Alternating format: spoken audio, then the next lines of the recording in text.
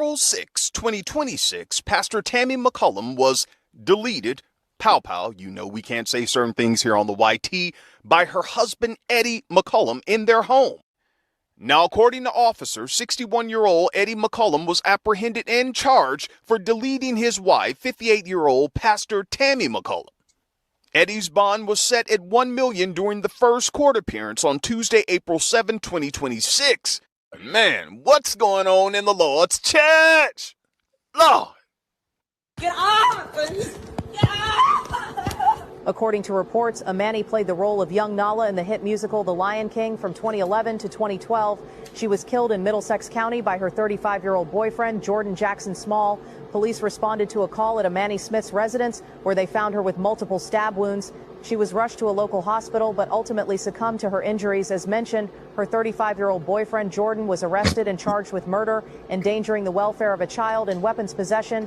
He is currently being held at the Middlesex County Adult Correctional Center, awaiting his court appearance. Reports indicate that Amani was a mother. Tragically, she leaves behind a 3-year-old boy who will now be raised by her grieving parents. Amani's family said she had her whole life ahead of her, describing her as vivacious, loving, and fiercely talented, and that she brought joy, light, and creativity into the world. This is an utterly devastating tragedy. It serves as another stark reminder that domestic violence is a devastating and all too common reality. My prayers are with all of her family and friends. I also pray that the fullest extent of justice is served in this case. Right now, we're learning new details about 2 people found dead yesterday in Waxhaw. In the last hour, police identified the victim as Enol and Esther Toussaint. According to investigators, Enol shot his wife inside the home and then took his own life. 2 boys left their house that morning, not knowing that by the time they came back, everything their life was built on would be gone. Their mother, gone. Their father, gone. And nobody, not one person who knew this family, could tell those children why. That's wild. And I mean that in the heaviest way possible. Now let's get to breaking news out of Virginia. Authorities there say former Lieutenant Governor Justin Fairfax shot and killed his wife, then turned the gun on himself in a murder-suicide. According to Fairfax County Police Chief Kevin Davis, the couple was in the middle of a contentious divorce up until the incident. Former Lieutenant Governor Fairfax was recently served some paperwork associated with an upcoming court proceeding that apparently led to this incident last night. Both of their children, teenagers, the boys older than the girl, were in the house when it happened. So that's horrible news for the family. Certainly a traumatic event for those children to live through. But we know that it all kind of culminated last night when Justin Fairfax shot several times and killed his wife, ran to a different part of the home, and then killed himself with the same firearm. Tonight, a rising star in Florida politics is dead, and her husband charged with her murder. Stephen Bowen was arrested Wednesday after police say they found the body of his wife, Nancy, at their home. Nancy Bowen was the vice mayor of Coral Springs, Florida. After she missed city meetings, officers went to her home for a wellness check, according to the affidavit, which says her body was found wrapped in blankets along with 3 spent shotgun shells. That same day, Stephen Bowen knocked on an unidentified person's door, according to the affidavit, and asked that person to hold on to a shotgun for him. He then admitted that he shot his wife 3 times with a shotgun the previous night and then slept downstairs. Nearby, a pillow with burn marks fashioned as a makeshift silencer. Asked why, Stephen Bowen said that he couldn't take it anymore. Today, Bowen appearing before a judge who ordered him to be held without bond. The court does find probable cause for the charges. There are 8 children that are deceased. I can't be strong for you. I think about the mother and what this family has lost. I think about this community and what this community has lost. And I don't have the words to give you, and I'm sarcastic in nature that makes it even more horrific for all the fighting that we do as it relates to this joke. This is not a freaking joke. This is real, and this is the result when someone snaps. So I'm going to ask the community, along with prayer, with every mental health consultant, counselor that is out here, this family and this community needs you. I need you. Because how do we get through this? How do we get to the next level? It is real and this is raw. And these are the tragedies when there are domestic violence or domestic disturbances in our community.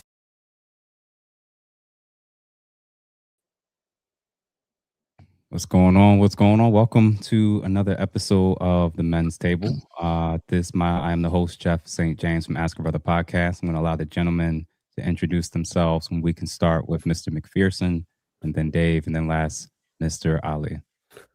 My name is Dar McPherson, veteran husband, content creator, actually known as Bruiser. Okay. And welcome. Yeah, Dave Anderson, host of Dave Anderson Morning News, aka DAM. Habitual line stepper. Don't really feel like being funny tonight, but we're gonna make it happen anyway. Yeah. And my name is Mumia Obsidian Ali, and I'm known for many things, but tonight we want to try to keep it a bit more serious. And glad to be here. Pardon for my tardiness. Listen, man, this is definitely something people in the comments, and it's been trending for a little while, especially over the month of April. The amount of victims, women specifically, Black women at that's we've seen that's been allegedly or actually killed as a result of some type of form of domestic violence is staggering, right? So, our particular topic I think that we're going to focus on today is kind of what's probably going on, a lot of our initial thoughts, reactions, and then of course we'll segue into just some of the specifics as well as to, I think, what is it that we can do, if anything at all. For starters, and again, you guys are more than welcome to kind of do popcorn style with, I guess, just kind of throwing out your initial thoughts and reactions. What I'll say is this: a lot of times we get caught up in the sensationalism, and it seems like it is an epidemic. Mm-hmm. But my whole thing is one life lost is one too many. I also think that a lot of times we got to stop championing nonsensical BS in the media, whether that is social, traditional, mainstream, or streaming. And when you're championing these type of quote unquote exciting men, that's what you get.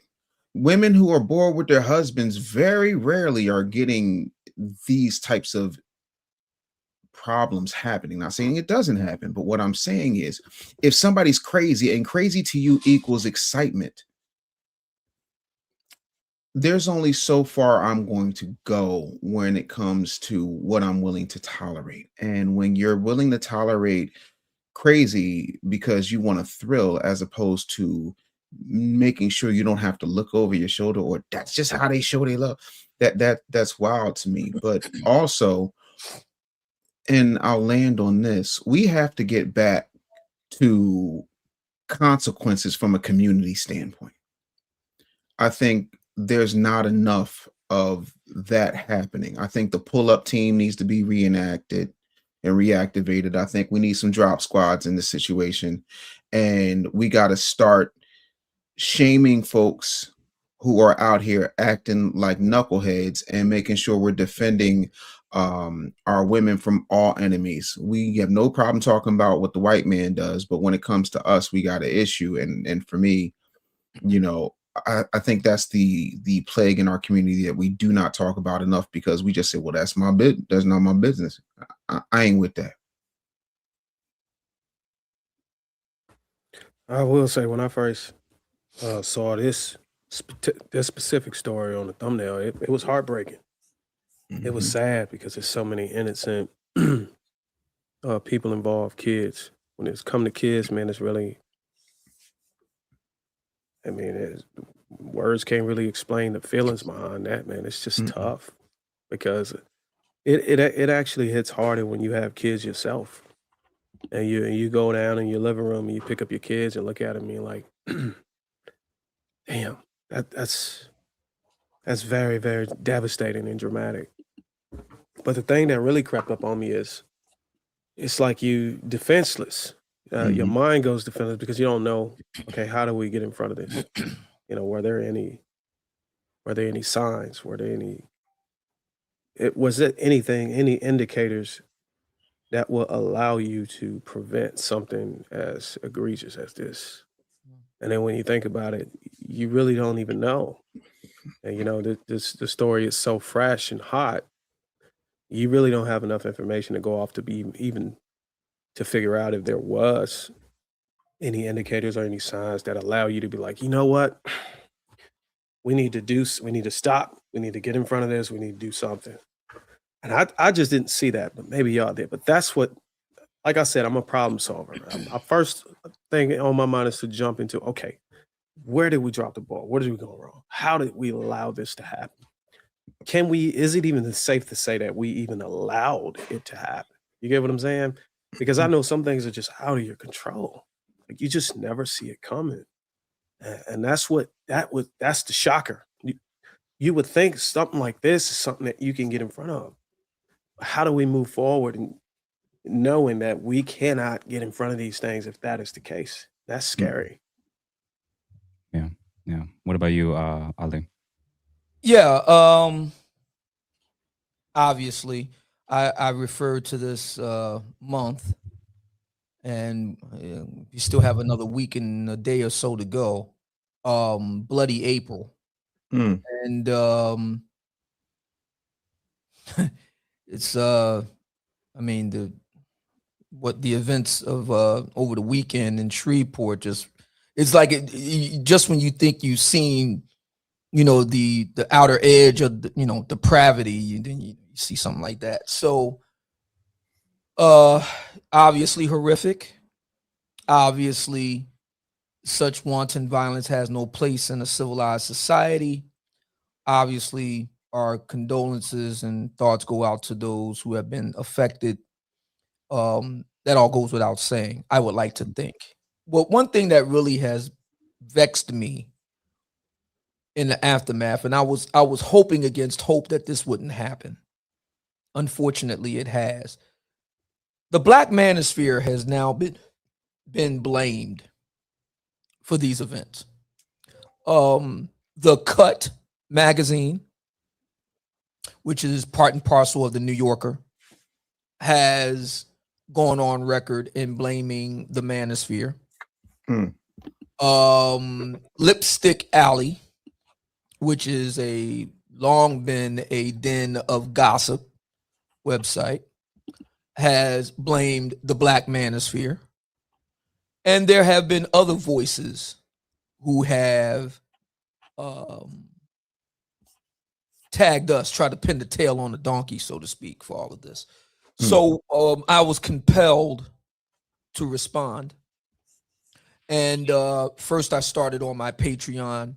I then took and reposted that over to the Black Manosphere website. I'm going to put the link in the private chat, and I would deeply appreciate it, Jeff, if you and your team could disseminate this so the facts get out. There are very important facts that need to be brought to the forefront on this. And there are things that we can learn from this for everybody. So I'll put that link in the chat room momentarily, and everybody can read it for themselves. Please avail yourself of the resources that I cite there. It's kind of ironic because the Black Manosphere has been talking about this for many, many years. I've been doing this now for 11 years. We were talking about this from almost day one. And we were not treated very well by the broader Black general public. And for us to be doing that for so long and now be blamed for the actions that have taken place that we were attempting to warn people about is really some extraordinarily nasty work. So yeah, that's my thoughts on that. Yeah, man, I appreciate all of you so far. And if everybody that's currently watching, if you could, definitely send it to every man you know and every woman you know. We're going to try to cover our bases in the time frame that we can. Of course, we won't make everybody happy with how we cover it. But I've definitely been thinking about this for a long time, both professionally and personally. Even as a child, I've been exposed to it. I've known about it, learned about things as I got older. Took domestic violence course for my graduate program, and one of my very first cases was actually a domestic violence case, believe it or not, fresh out of college, strangely enough. But preparing for this conversation, I realized I think that there's going to be three types of people that's going to watch and engage in this type of conversation. the first type of person or people are going to be those that want us over the course of this entire conversation to focus exclusively on men. Think about men, talk about men, focus on not just the men who did it, but also the men who didn't, what men could have done, what men could have done differently, what's wrong with men, are all men like this? They just want the attention to be just on the men. Mm-hmm. There's going to be a group of people who are also going to want us to do the opposite. They're going to want us to deflect. They're going to want us to put the attention primarily not on men, but back on women, and maybe just focus exclusively on the types of women, the types of men that women are choosing, and do some variation or version, I think, of victim blaming. So there's, victim blaming, victim shaming. And then I think there's going to be a minority of people that's going to look for us to probably be able to look at both what men are doing and women are doing that's finding themselves in these types of situations. What are preventative measures? What are crisis intervention measures? And what are some warning signs that both sexes can reevaluate and look at in general and in our own individual lives about how potentially things can escalate and get to this point. I saw Conscious Lee and other commentators jumping on the wave, and I'm going to make sure that I say this as succinctly as I can. I actually wrote it down to make sure I don't mess this up. Being an advocate for men means not downplaying, turning a blind eye, or pretending that this isn't an issue. It is a men's issue. It is a societal issue, and it's absolutely a mental health issue. Instructing men and women about how to proceed and move to be safer is not victim blaming or perpetrator excusing. It is acknowledging that people who are in relationships that typically involves at least two parties. That's all that means. So if you've been, and this is the message to the panderers, the extreme feminists who are now using this as a rallying cry to do the usual thing they do when they want to ostracize or target or blanketly blame all Black this or all Black men. This is for y'all. Just keeping that out there, just for y'all specifically. If you've been big on only seeing men in general and Black men through the worst possible lens, please don't put on your psychology hat and think that you now understand men's mental health and psychology when you show no interest or part in caring about those things and only viewing men as predators.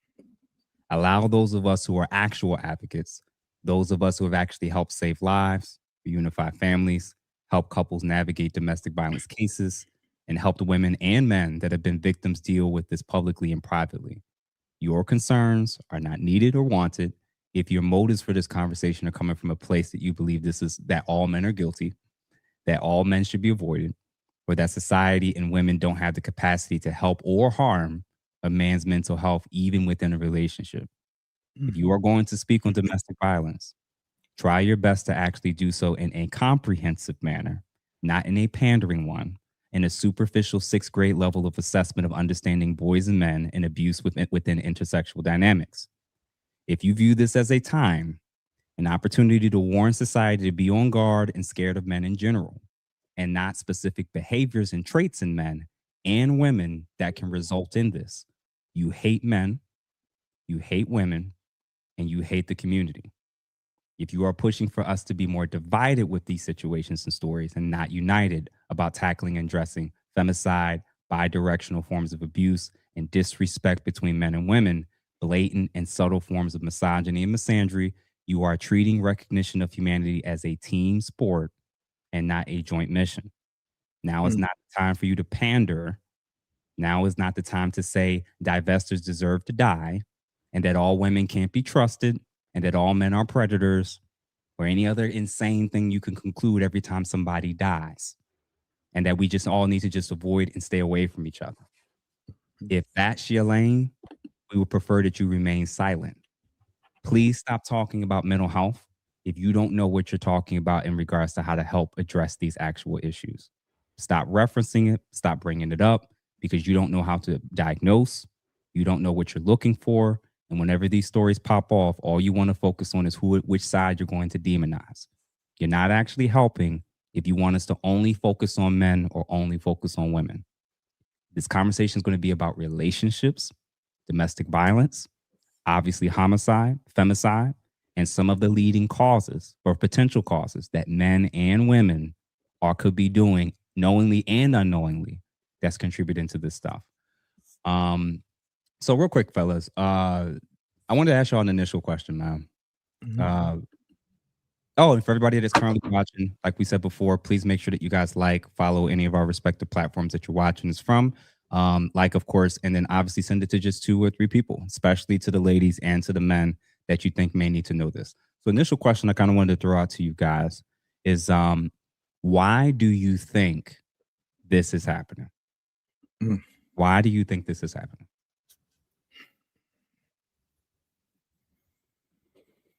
And when you say, why do we think this is happening, you're referring to the unaliving of significant others? Yes. And again, this is obviously a issue across the board when it comes to the final results relating to femicide or specifically homicide in terms of men towards women. But it's absolutely insane when it comes to it happening to Black women. So I want to know what you guys think of why specifically this is happening. Well, I'm sorry about that. Hold on. I would say that I can't confirm none of the things I'm about to say right now, but in my opinion, I believe that the perpetrator or the offender may be going through something that he himself cannot deal with. And of course, it's not the same across all offenders. I think the one in Tanzania, that might have been a heat of passion / hey, I'm about to leave you and take all your money / whatever. But the one with it's really hard to paint them all with a paintbrush. But I think these men are just getting so aggravated, so angry and so upset. And there's nothing else they can do. There's nobody they can go to. There's nobody they can talk to. And ironically, you would often see them unalive themselves. Nobody's really talking about that, though. They skip over that. That report is buried under some filing cabinet. But when it comes to laying hands on somebody else, that's when it's alarm. So it's like this thing is going through these men's mind all the time. And when they act on themselves, I'm not saying it's totally fine, but it's really not that important to cover as much. But whenever you start impacting other lives, that's when we got to be like, okay, let's diagnose, let's target, let's label, let's categorize. Whenever it was all the same issue. But because we just left all of these things in that filing cabinet, then we never took the time to study, took the time to address, took the time to dissect, took the time to build programs or whatever. And forgive me if I'm wrong. There might indeed be programs out there for men. But as far as commentary, nobody really allowed their platform to compensate for that side of it. And then what happens is it bleed over to the other side where people start inflicting harm on other people. Now you're like, oh, whoa, don't go there. Just stay on the side where you self-inflict. But when you can't control your mind and your decisions and what's going on in yourself and you start to touch other people, that's when we want to commentate on it so we can push it back to the other side. That's just my thought on it at a glance. Like I said, I can't confirm none of this stuff, but that's just my opinion. That's just what I'm seeing. I'll say this. I think a lot of times we don't understand in the micro what it means to be a man in this society, because we have to continue to build and provide no matter what we're going through. One of the things that I find interesting as a father of daughters, I don't have any sons. I'm not like Darwin. Darwin has, an army of minions over there, and they're wonderful little boys. But my conversation has to be a little bit different. And what I tell my girls is this: while I go out here to provide the opportunity for you to have whatever righteous opinion you have. Let me ask you something. While your mental health should be your top priority, if something happens to your mental health, how does that affect your lifestyle? They told me it doesn't. I said, if something happens to my mental health, how does that affect your lifestyle? Oh, we're screwed. Bingo. But we don't put it that way. I am at almost 50 years of age at a point where I tell young men that I mentor, and I don't know everything, but I know what has worked for me, and I know what I wish I'd had in place before I got to this age. And that's, make sure you got a board of directors, a group of men that you can trust, a group of men that will hold you accountable, a group of men that will check on you just because, because when tragedy strikes, and it will strike, how you handle that normally comes down to the ability to have that release valve. And we don't talk about that. I left my businesses behind for like 6 to 8 months when my brother died. And I had to figure out through therapy and through my board of directors and through my family what that looked like. I was never on the I'm going to go, choke out my family type situation, but there's so much that we don't talk about, and there's no real, I hate to say it, because in a society that's so big on feelings and traumas and triggers, a safe space for men is like saying there is a mouse the size of an elephant at the Elmwood Park Zoo. It just doesn't exist. And when we try to create them, men don't need that. Yeah, we do, because we got feelings. We just got to operate differently regardless of how we feel about it. We don't get the luxury of not still getting up at 2 o'clock in the morning if something goes bump in the night, or if you are, Obsidian, if the sirens are whizzing past your window because you've got outstanding warrants. Like, that's just what's going to happen. I bet you his window is closed tonight, though. That's why we don't hear the sirens. Yeah, very much so. I had to unmute my mic. Yes, I've closed the windows to make sure we didn't have any sirens whizzing by. So yeah. Yeah, man. But Obsidian, I mean, what are your thoughts about why you think this might be happening? I've been monitoring the coverage online, and there's been an interest, a great interest, in attempting to kind of peg this on, patriarchy, which we've talked about on this program. And this idea that black men have these ideas and views from on high to put upon the ladies, and I've also heard a backlash, and this is interesting, Jeff. I'm also now starting to hear a backlash against the idea that mental health plays any role in this. Now that's interesting. Now that's interesting. By the way, very nice blazer, by the way, Jeff. I approve. That's interesting, because wasn't the argument that before these horrific events took place in April of 2026, wasn't the argument for the past at least 2-3 years that I can recall, wasn't the argument that black men writ large needed to seek more mental health services, counseling, therapy, needed to learn more about emotional intelligence, etc. at all? Wasn't that the argument? Yep. So now that we have these admittedly horrific tragedies, no question about it, now mental health plays no role in this? That this is the result of black men aping white hegemonic patriarchy? That's the argument now? I mean, it just the need to, I'll say it this way. As everybody knows here, I have been very, very fortunate to help create what has become known as the Black Manosphere Conclave. And almost from day one, we made it a concerted effort to address Black male mental health issues from day one. We sought out brothers like a Jeff St. James, and let me tell you something, brothers like Jeff St. James are rare because the field of mental health in its various guises, not only is it female dominant, I mean, we're talking like 80%. Okay, doc, don't take my word for it. Google it yourself, look it up.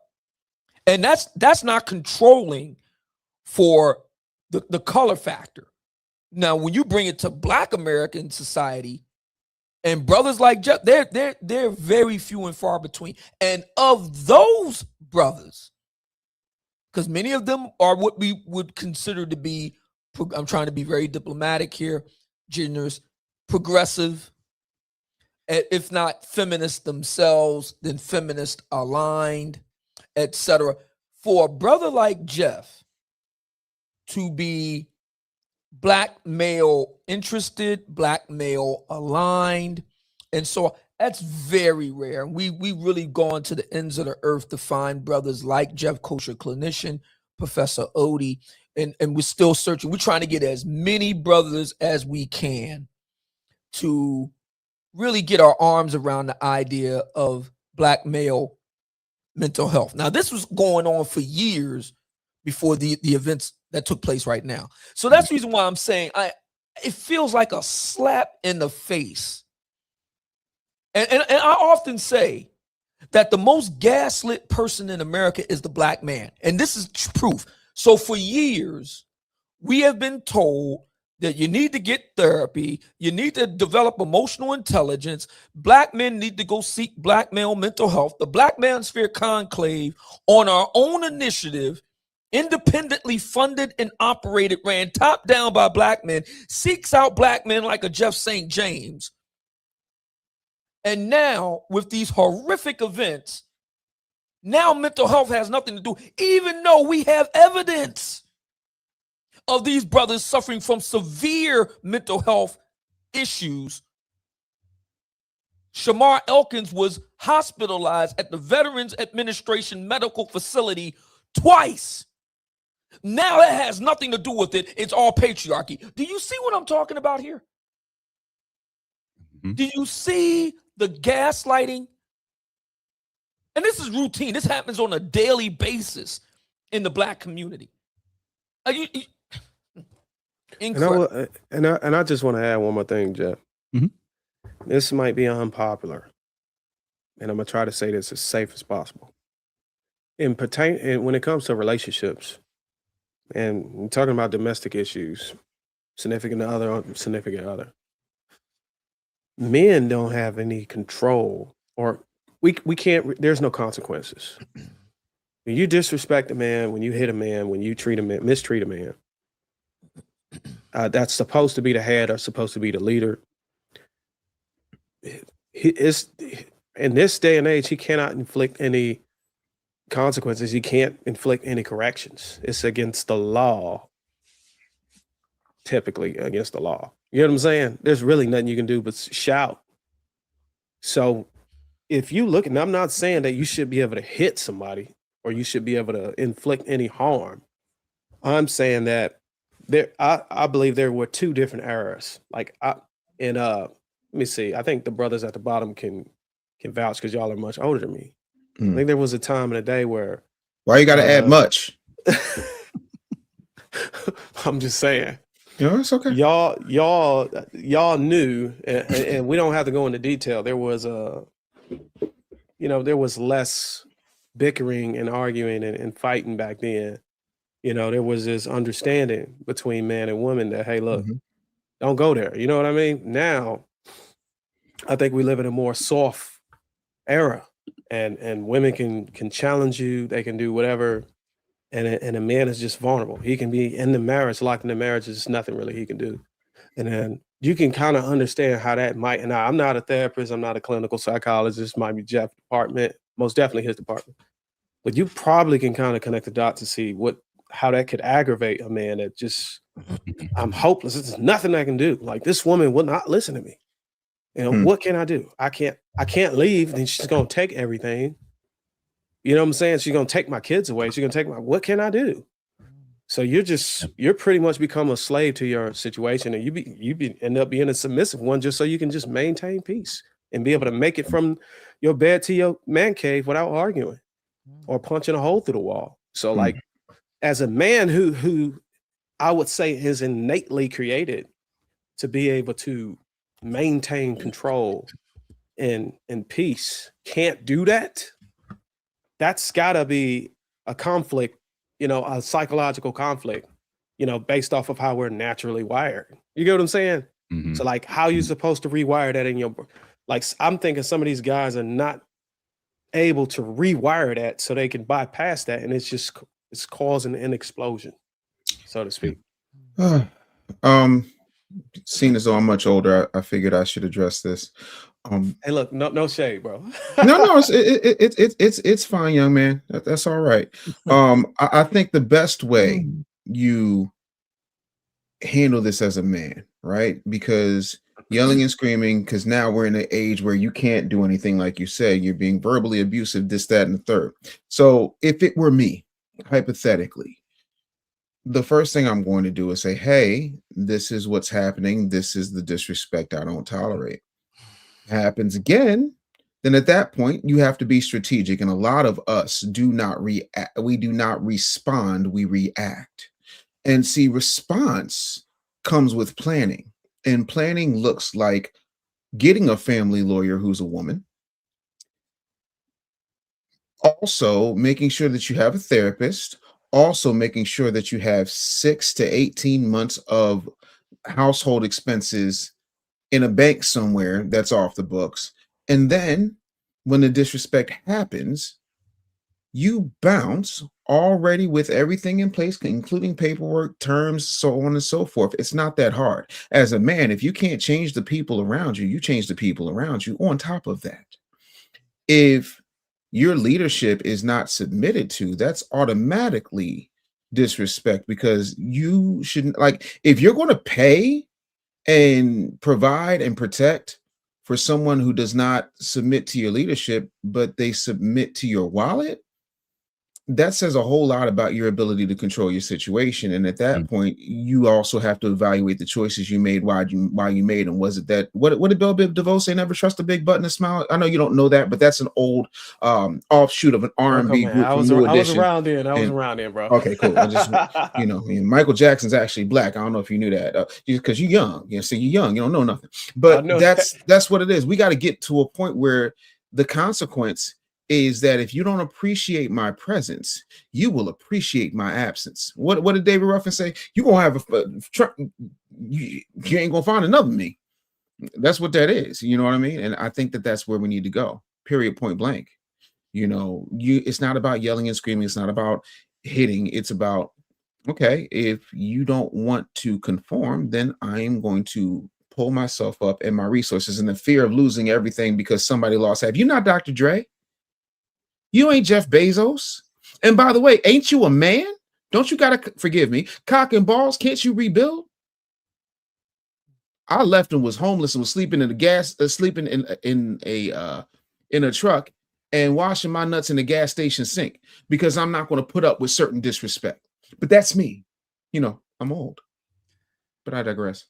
I'm going to show a comment that I think captures what an initial issue is, and why it is that I think that this conversation is going to matter both now and going forward.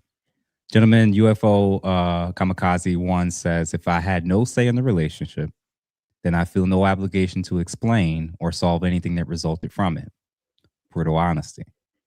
Technically, he's right. We didn't know who these people were. The overwhelming majority of us that are talking about it don't have any relationship with them at all. But when we have these types of conversations, because we're going to have people in the chat who's like, oh, you're going to be blaming women or you're not doing enough to talk about the men. I'm going to reiterate for everybody that's watching right now, if you're not trained to actually help with this, if you don't work and do it for a living, you don't even know why it is that I'm about to say what it is I'm about to say, and how the attitude like this is part of the issue. It isn't necessarily about blame. It is about corporal understanding of looking out for each other in different ways to try to reduce the odds of this happening. I'm going to give now, Darwin, you kind of said like, well, what's the scenarios? Why is this happening? The first thing is anybody who's a therapist or a psychologist or anyone who's a mental health person who's done this type of work or worked in this particular area, there is no one issue. It's obvious. Anything can trigger it. A bad breakup, a divorce, children, loss of possessions, emotional loss, psychological issues, fear, failure, an overall feeling of devaluing of their own life and purpose. Typically, what I've noticed as a major theme. Now, I just got off the call last night with somebody I know personally who was telling me about his self-harming thoughts that he's been struggling with for years. The week before, right after the funeral, a family member was telling me to check in on another person.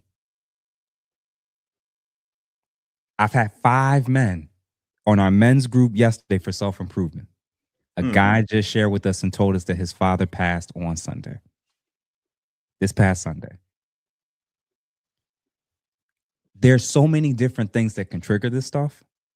And for people to dismiss it, this is just another, when it comes to Mamiya, what you said about dismissing mental health, that comment I showed is how it starts.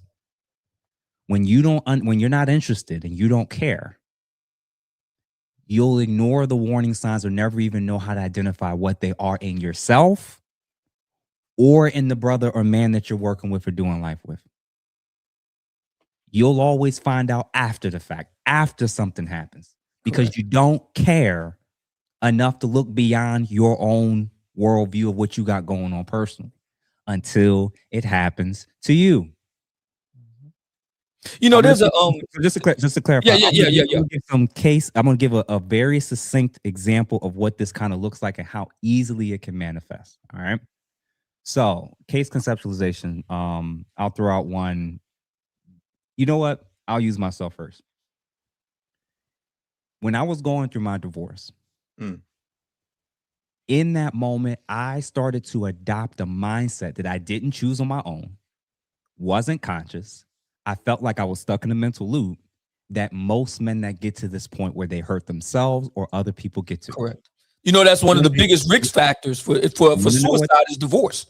Yes. And you want to know what that mental loop is that most of these men, and really people who end up doing this, whether it's men or women, but specifically the men that we're talking about, there is this particular mental loop that they get stuck in that they can't unsee. Often until there's someone intervenes or there is some intervention of some kind. That mental loop is a script in their head that says, life sucks, life can't get any better, and it won't ever be able to improve from now. Correct. So think of it this way. When you feel like you're about to lose your marriage, access to your children, your home that you spent 20 years or 15 years building equity in, half your resources, potentially having to live out of your car, the respect from your peers, your friends, and God forbid if the divorce isn't amicable, because oftentimes and a lot of times it's not, and they're not looking at it as a means of let's just be fair. We're now looking at each other as adversaries and enemies and going for the jugular. I have had men talk to me and say that if I fought for this, if I fought for custody, if I fought for 50-50, if I did this or did that, she said and threatened me with, I'm going to say you touched the kids. Wow. And they'll automatically believe them. Yeah. She said, I'm going to claim that you put your hands on me. Even when they were bi-directional when it came to putting their hands on each other. Correct. A year, if not a year and a half ago, I had a case that I had pushed off and gave to one of my female therapists at the time.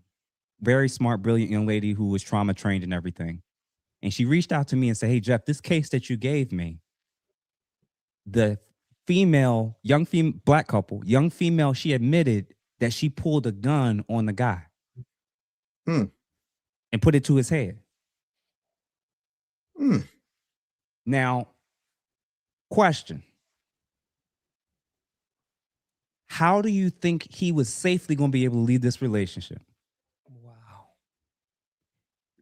when we get to not just men's psychology and men's behaviors, that can be dangerous, that could be concerning, and can lead to these outcomes.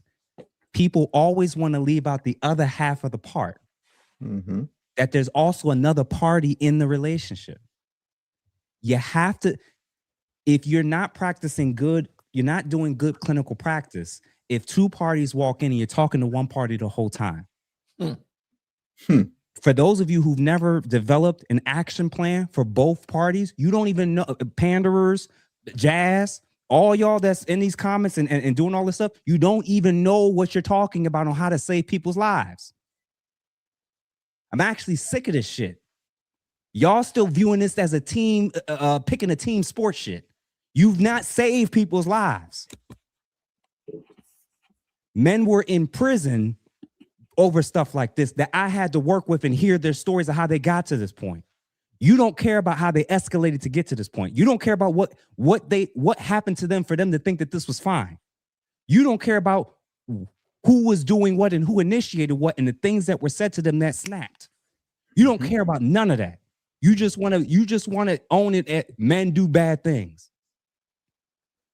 When we look at the stats and you start actually correcting things, a lot of times what's actually happening that leads to some of these situations is bi-directional violence. I know it's the thing that ladies want to avoid. They don't want to talk about. They don't want to acknowledge. But bi-directional violence is already a huge thing that Dave kind of hit on.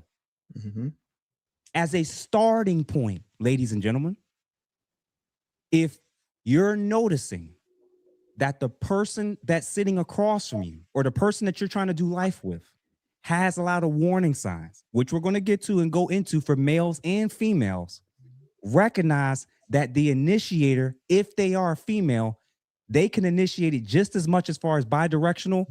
You know what? I'm going to say it plain, make it simple. Women are not more likely to experience violence in intimate relationships. They're more likely to die because of it. Correct. When you don't know that, Jazz, when you don't know what you're doing, when you haven't taken the courses repeatedly, the trainings, and you just want to say man bad, woman good, you don't understand that if this dynamic is the prevalent, this is the standard when it comes to domestic violence between men and women, and oftentimes it's actually female initiated in terms of initiating the physical contact. Ladies, what we're going to watch is a clip. A lot of you keep saying men are predators and men are dangerous, but then when your mouth and your attitude gets going, you forget that. Bloop. You forget that men and women actually aren't equal. If men are as dangerous, volatile, so scary, if men in general, period, are so bad, on what planet do you think you can talk to and put your hands on and destroy property and stalk and throw things at men because he cheated? Because he's looking and talking to another female. What we don't talk about is when we find out more information, when couples are going through divorces, when couples are going through separations, even when domestic violence situations are happening, oftentimes, not always, because there are guys that just go off the handle just because, but more often than not, it's actually an antecedent going on. There's something that happened that triggered to justify why she thought she could move, talk, and act in such a way where she thought she could say what she wants to this man, do what she wants to this man, and because he cheated, because I'm mad, I can throw furniture at him. I can throw dishes at him. I can burn his clothes. I can do this. I can do that. No, you can't. Because sometimes the outcome is this. You females, y'all don't know about those of us that's guys that's been called in families and friend groups that had to be called. And then when we arrived, we found out about all the stuff she was saying and doing before we got there that got it to that point. You call my phone talking about this guy's punching holes in walls. We're telling your ass to leave, but you want to win arguments. We're going to get to the psychology of what men are doing, and I'm going to, and what Dave said and what Ali said, Darwin said, we're going to get to it when it comes to divorce, children, loss of possessions, loss of status, and how that can't be worth your life and the life of the children and the woman you're with. As weird as it sounds. If my wife decided, this is what this actually means from a I'm telling you guys, this is the frame of mind I have to teach men from a reference point so that they understand what it means not to crash out anymore. Mm-hmm. That means if your wife wants to leave, if your marriage is going to be over, if she wants to take sole custody of your children, that's still not worth your life. Correct. Period. As Point blank. hard, as crazy as that sounds. Correct. She can take and rob you of everything you built and created, whether for good or bad or revenge reasons. Divorce, children, loss of it all. It's still not worth taking your life, your woman's life, and the life of your children. Correct. Mm-hmm. But the problem is that the psychology is that for men now see a lack of value in their own life, it's not a hard intellectual leap for them to assume the same for the people around them. Correct. This is why when we're going through stuff, when they're going through stuff and we do assessments, we do homicidal assessments and we do self-harm assessments. Mm-hmm. We look at a variety of different things, access to weapons, previous mental health issues, previous diagnoses, if they're currently on any medication, who's all around, who knows, who can they go to, how can we proceed if we're going to do this in a separation route? You don't do or walk through people with any of this stuff, but you got so much smoke about what we need to talk about and how we need to talk about. How about you shut the hell up? So when I say when it comes to domestic violence and homicide, if you're not talking to both parties about being preventative measures, because what Dave said we're going to get to, ladies have a type that increases their chances for experiencing this. We're going to get to that. Men ignoring things and letting things slide leads to this. Mm-hmm. I'm going to give you all a quick example. Y'all remember Rihanna's face during that domestic altercation with Chris Brown? I do. Sure do. I do. How did it start? She was going through his phone and accusing him of being with the manager, and then she started putting her hands on him, and then he... It's not saying that Chris Brown was justified. At all. What I'm trying to get our ladies to understand is Rihanna could have been dead. Easily. Over one false another move. female because she saw something in the phone that she didn't like and she thought she could get physical with him. One of the things we're trying to teach young ladies and women that still are moldable and are still open is that you have to stop thinking that ladies don't understand, and Kevin kind of alluded to this, ladies don't understand the actual perceived power dynamic between men and women. Darwin said, men hold so much back. Ladies don't understand that 14-year-old teenage boys can take you out with just their physical hands. They can teenage boys can do that. So when y'all act the way y'all do and talk the way y'all do and either don't understand the man in front of you or don't understand men, period. Men that understand if I say certain things to this guy, he could end up harming me or taking my life. Mm-hmm. You ladies don't get that. Mm-hmm. So I'm going to play this clip real quick and then we're going to jump back into it. Vote the hell out of you. It cause you to be think horrible thoughts. But you can't respond to that. That's what being a man is. See, let me tell you something, man. We done got to the point, we got a whole bunch of young men out there who really think men and women are equal. You do. You really think men and women, you believe, you believe the hype. You were raised by women. You saw your mama work like a man. So you treat women just like they're your equal. And women, you played a part in that, haven't you? You played a part, haven't you? You've told men you don't need them. You strong, independent, don't need a man, and you can do it all by yourself. And some of these men believe you. And so now along with the fact that you've had a lot of men who've been raised by mothers and don't really have a fatherly or masculine role model anywhere in their life or the upbringing to pattern themselves after, because a young boy, he picks different characteristics from different men that he's around as a young boy. That's why you need to have men around. And depending on the men that are around you are going to determine what type of characteristics you have. You come from, if you grew up as a young boy seeing other men who are hardworking and dedicated and patient and kind and tolerant, then you're going to pull some of those different character bricks out of those men, and you're going to build your character with that. That's how that works. So if you don't have any men around, then what's going to happen is you're going to take your character bricks from the women that are around you. That's the next available guess. And I'm not saying that some men, they have mother and father, they pull from each. But like most men pretty much pull, they grow up pulling their character and bricks and their impressions of what manhood is from other men.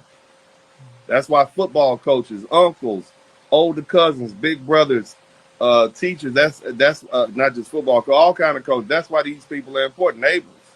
Because young boys pull their character from those men. So if you grow up and you watch your mother resolve issues, the way a woman typically resolves issues, that's how you're going to resolve issues. So you basically are a man. You have a man's body, and you have a female coping mechanism. You have a female conflict resolution program in you. So you get emotional and you lash out. And I'm not saying all men raised by single mothers are like that. That's not what I'm saying. What I'm saying is largely you have a generation, 2-3 generations of young men who have not been taught to control their emotions like a man would. That's what we're looking at right now. And so now when you get a situation with a woman who you think she's equal to me, this is what society says, you treating her like a man. You want to unalive her because you want to beat her. It's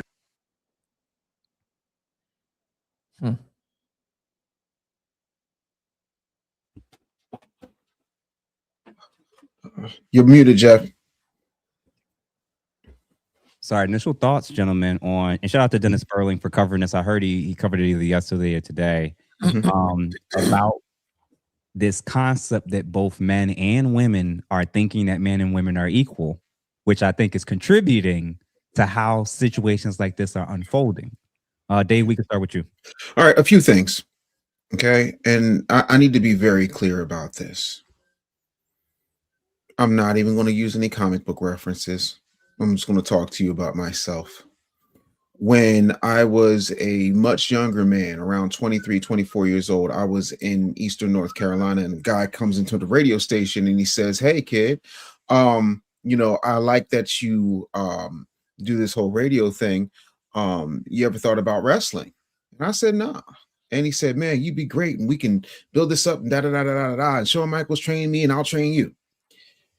When I tell you, the reason that they usually, and it depends on the build and it depends on size, have men wrestle women, even if those actions are predetermined, because it's very easy. One false move and you're out of here. To put that another way, when I managed Mark Henry, who was the world's strongest man, not once, not twice, but 4 times, and is still considered one of the greatest strongmen who has ever lived, I noticed how people talked about him. I also notice how people talk to him. When I'm saying this, I need to be clear that men and women have equal rights, but we do not have equal rights and lefts. So you can talk and be as fiery, as much of a spitfire as you want. You can talk about how you bring life into this world. I can snap most of you like a twig, even at 198 pounds. Forget when I was 561. If ever I have to restrain a person, whether that is a male or a female, I'm holding back because I know what it is to see what happens when Hold on. Whether it's Darwin or Dave or he's on somebody's feed. This dude, Peter Meat, whatever. When y'all go through your thing when you can, and make sure you block and delete him. Go ahead, continue, Dave. Whether you believe it or not, unless you are a super athlete, and even then, there's a reason why they don't let men in the WNBA. There is a reason why there's a lingerie football league in the USFL and an NFL. There is a reason why you don't have people like Riley Gaines talking about what happened when the man who was like 356th place in swimming became the #1 female swimmer the second he decided he was trans. So let's not make the distinction that, when we say we're all equal, we're not. Because if we were, most women, respectfully, would be not in office jobs. They would be out painting bridges and digging ditches and doing all the hard, scary, laborious work. And with very few exceptions, in the 19 states I've lived in, the 34 cities I've lived in, there's not a whole lot of bouncers at rowdy ghetto hood clubs, whether you're strip clubs or nightclubs, that are 5'3", 125 pounds soaking wet, who aren't 235 certified. So when we talk about equality, we're not talking about your rights. We're talking about our physical prowess and what we are capable of physically. I don't understand how that's hard for people in the comment section who have 2 connected brain cells to understand. Well, maybe that's it. Also, if you got that much to say about what we're saying and how we're saying it, and you're not a clinician and you're not a certified youth or family domestic violence mediator like I am, I suggest that you follow my good friend Jeff's instructions and shut your mouth respectfully. What about you, Mamiya? I'm inclined to agree. I think that like I said, there seems to be, it's very disturbing to me to want to make this out as some type of institutional or structural problem rather than a severe mental health problem, even though we have documented evidence that this is the case. And it's very, a couple years back, there was a case of a Black woman named Shabri Rawls, who was a therapist, and she came to prominence on TikTok because she, in my opinion, as a layman, I mean, she, pretty much violated all kind of ethical canons and the powers that be in the Buckeye State. That's where she was. She was in Cleveland at the time, and working out a facility there. They agreed, and she was swiftly fired. But that really lit the fire under me and my brothers, Shannon and Theo, to really get deadly serious about Black male mental health and getting brothers like yourself and others involved. And I thought that we were making progress, but this situation this month and its aftermath really, it's very disturbing to me. That I read a post on Facebook from a sister who is another psychologist, who said that this was not mental health, but the result of patriarchy. And that deeply disturbed me. Man, I'm gonna say this, and let's be consistent. Whenever y'all hear something where people take an individual man doing something bad and they call it the patriarchy, but when women do the exact same thing, she's treated as an individual and it's not systemic. They don't call it the matriarchy. They don't call it a product of feminism. She's just an individual woman that did it. Once you hear that, you know what type of time they on, to be fair. So the game is when an individual woman does something like that, it's reflection of her. But when a man does it, it's a reflection of the patriarchy. So for instance, children are much more at risk in terms of abuse and death at the hands of women. They're the primary caregivers, and I think the elderly as well. It's women that are, their greatest threat is men. So no one would say with all this epidemic of women harming children, that's a reflection of the matriarchy. That's a reflection of feminism. But when a man does it or a black man does it, this is a reflection of the patriarchy. So you already know they're looking at it through a gynocentric, femcentric lens. When a woman does it, I have explanations and excuses. But when a man does it, there's this whole system. So we'll set that foolishness aside. The first thing that I think would be very, very helpful, any man or woman that's watching this or listening to this, I think everybody should take a domestic violence course. Dave did it. I did it. A lot of people are adding and talking about and saying how things should be, and they don't understand the dual nature. You ladies that don't understand why we're even talking about women in this moment don't understand the psychology of the victims that causes them to stay longer than they should. Because if other people do find out, sometimes you don't realize other people have told them to leave. Other people have offered them to stay with them. Other people have tried to intervene. I'm going to give my own personal examples within my own family and friend groups. Without going into any details as far as specific names. Broken TVs, holes in walls, going to guys' jobs, lying about being pregnant, lying, weaponizing and threatening to call the cops when they weren't at risk. That's just in my family. All women. And the guys in my family on both sides, a lot of bodies have been collected. So when we get called, the expectation is something has to happen. So when we're trying to explain to you that if you understand the bidirectional nature of what's happening in domestic violence disputes, the starting point for men and women beyond going to a domestic violence class is knowing when and how to leave. When and how to leave is a starting point.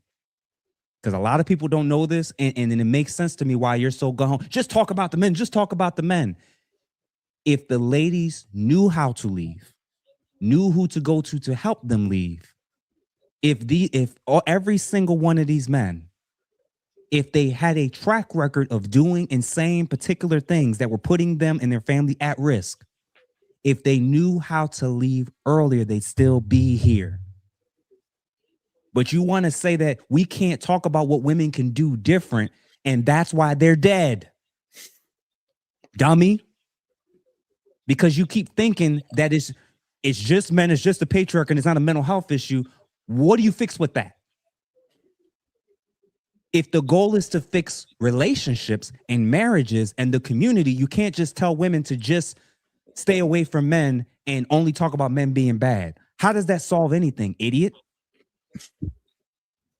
So the starting point is we have to figure out how to help people understand what are the emotional, physical, and social cues of warning signs of a person that has the propensity to cross certain lines to the point of no return. Because a lot of the people that trigger some of these things may not do it physically. What Darwin said, there's men that sit there for years and take things, and instead of leaving and dealing with the consequences that comes with that, they try to endure it. Or I'm just going to stay stoic. I'm just going to endure. I'm just going to accept that she never takes accountability and it's always my fault until you snap, gentlemen.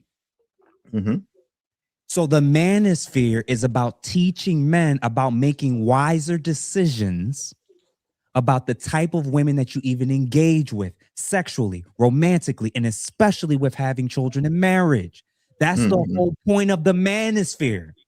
It's trying to tell men, if you're with a woman that's bringing out a certain side out of you, Option A is to go to therapy and figure out what is it that's being triggered in you from your past situations that's now manifesting with her. And B, if you realize maybe it's not as much you as it is she's not in a healthy space to be in a relationship with, you don't proceed past go.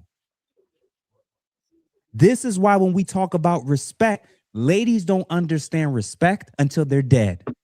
They still don't get it.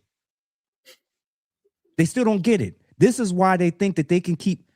If you ladies understood all the videos of everything that we're talking about, you wouldn't even argue with men in public at all, let alone private. But you don't get it. Gentlemen, if a woman won't listen to you, she's not for you. Correct. If a woman equates your instruction with being controlling and abusive just because you don't want her doing all these girl nights out, and you don't want her wearing all this provocative clothing, she's going to interpret your restrictions and your boundaries as controlling and abusive, and you're going to interpret it as she doesn't respect you and doesn't like you or love you. What do you think is bound to happen if those two parties don't change their mentality but still stay in the same roof? Correct.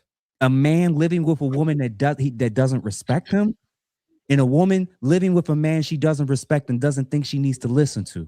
What could potentially go wrong? Everything. This is why when you don't know what the warning signs are, when you don't understand when to leave, when to give pushback, when to communicate in a healthy manner, you'll get so lost in this list of stuff until it's too late. Imagine experiencing one or two of these things and then drawing the line in the sand and telling your wife or significant other. I'm going to give myself as a personal example so people can get what I mean. Dave mentioned it. I mentioned it before. We've been in previous relationships where women got physical. Women got handsy, right? I've dealt with women previously who's made up things about me to make themselves look better about why I wasn't sticking around with them. Okay? So when I got into this new relationship, I had an internal rule that I made very clear with her. If it ever gets physical, I'm done. If you ever curse at me, I'm out. If you call me out my name, it's over.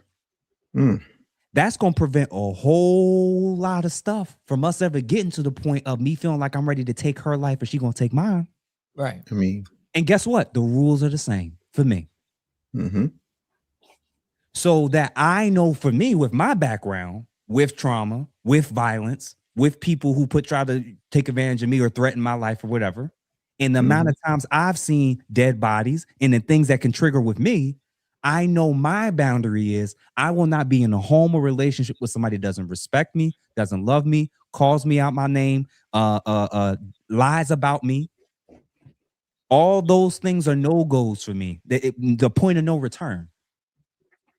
At that point, I already have an action plan in mind of how I'm going to proceed, and we will never be in the same home or facility or room alone together again. Ever. Ever.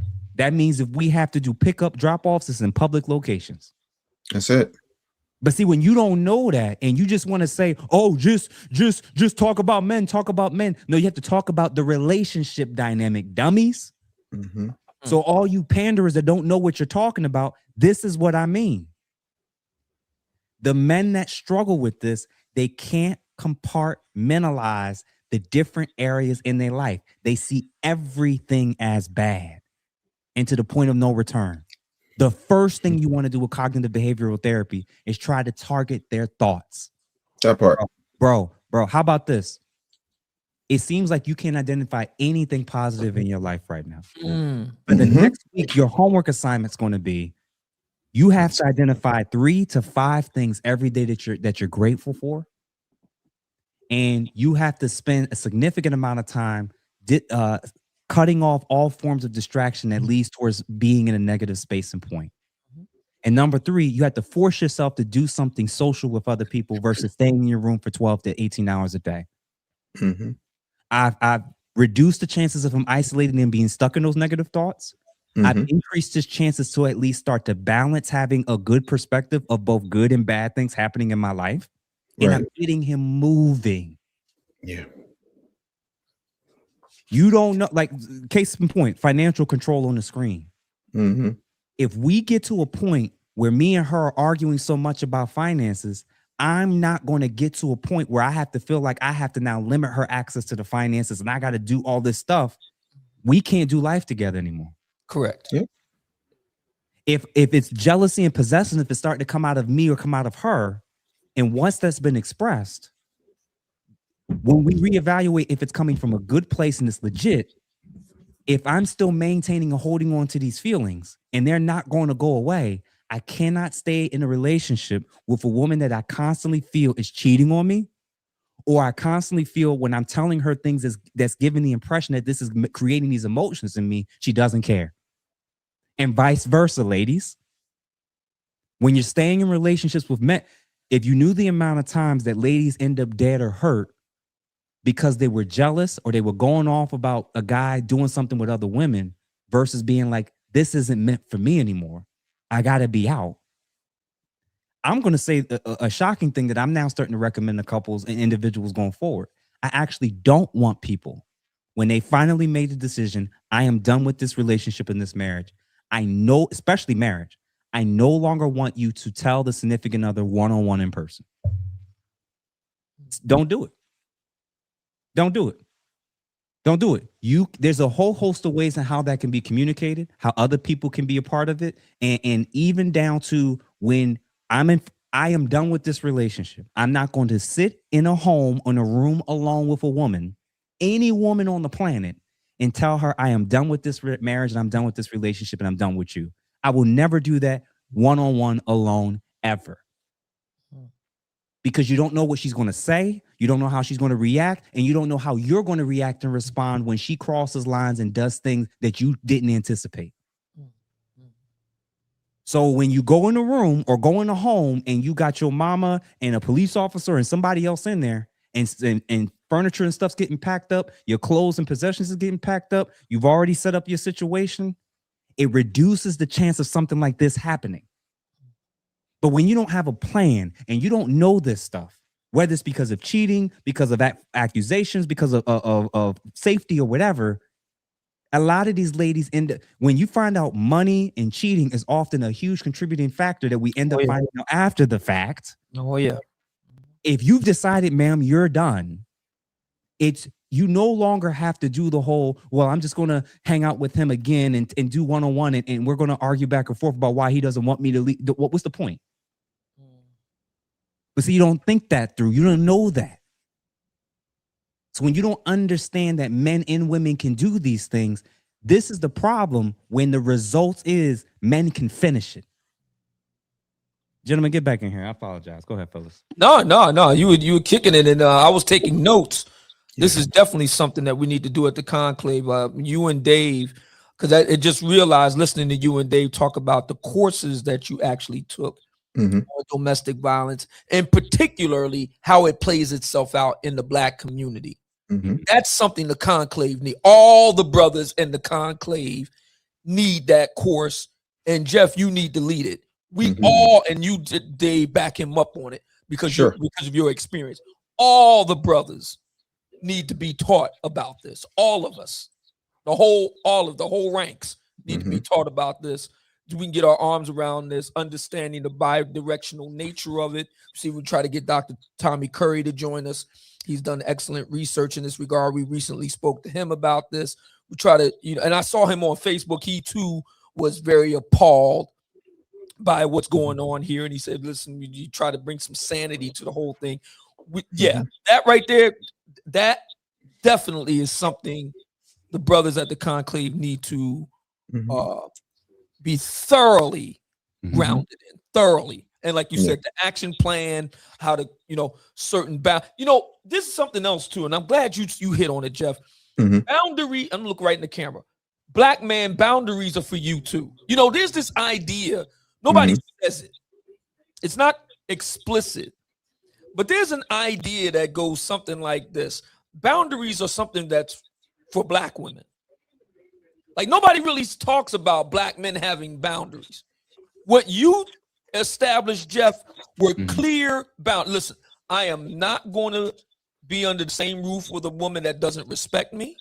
I'm not going to be under the same roof with a woman that throws objects at me. I'm not going to be in the same roof with a woman that does not want to abide by the rules of this house, etc., etc., etc. And You crazy, rarely hear black men say that. Obsidian, the crazy part is, and remember what I said, my wife has the same expectations for me. Correct. Right. So I would expect that if I get too crazy, if I get too buck, I'm going to lose my marriage and potentially access to my kids. I should expect that. Correct. So now it kind of keeps us at a guardrail from even getting to certain points. Right. You took the words out of my mouth. Guardrails all day. I mean, we took the same course. Listen. My bad. Continue, Obsidian. My bad. No. I'm both of you are 100% correct. And again, you know, we're very similar, because my thinking is the behaviors that we're talking about that have occurred this month have no place in a civilized society. I consider myself a civilized black man, and therefore I am not going to act in an uncivil manner toward my lady friend. We are going to be reasonable. We're going to discuss things in a reasonable manner. We can disagree. Good people can disagree, but we don't have to be disagreeable. There'll be no violence, no shouting, no cursing, none of that. I've been with my lady 17 years. If it ever occurred to me, I'm at the point where I'm even thinking about doing something to her, it's over. We're done. Done. We're done. If it even occurs to me to do that, it's over. I'm done with it. I'm done. We're out. I'm done. Because you should never get to a place where you're even thinking about doing something to somebody. That's a serious red flag. Just the thought of it.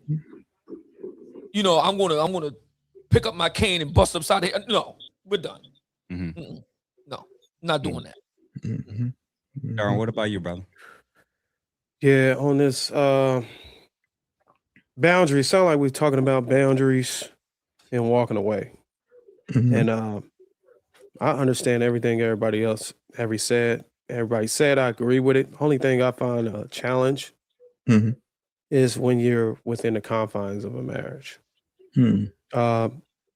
We'd be remiss if we don't shed light on the fact that it's a degree of difficulty you got to go through whenever you're married. It's hard. Having those detailed, hard lines that if somebody crossed, then you're just gone. Like you just up and leaving. And you would have to be in a marriage to be able to understand that you just can't up and leave. You just can't break up the family like that.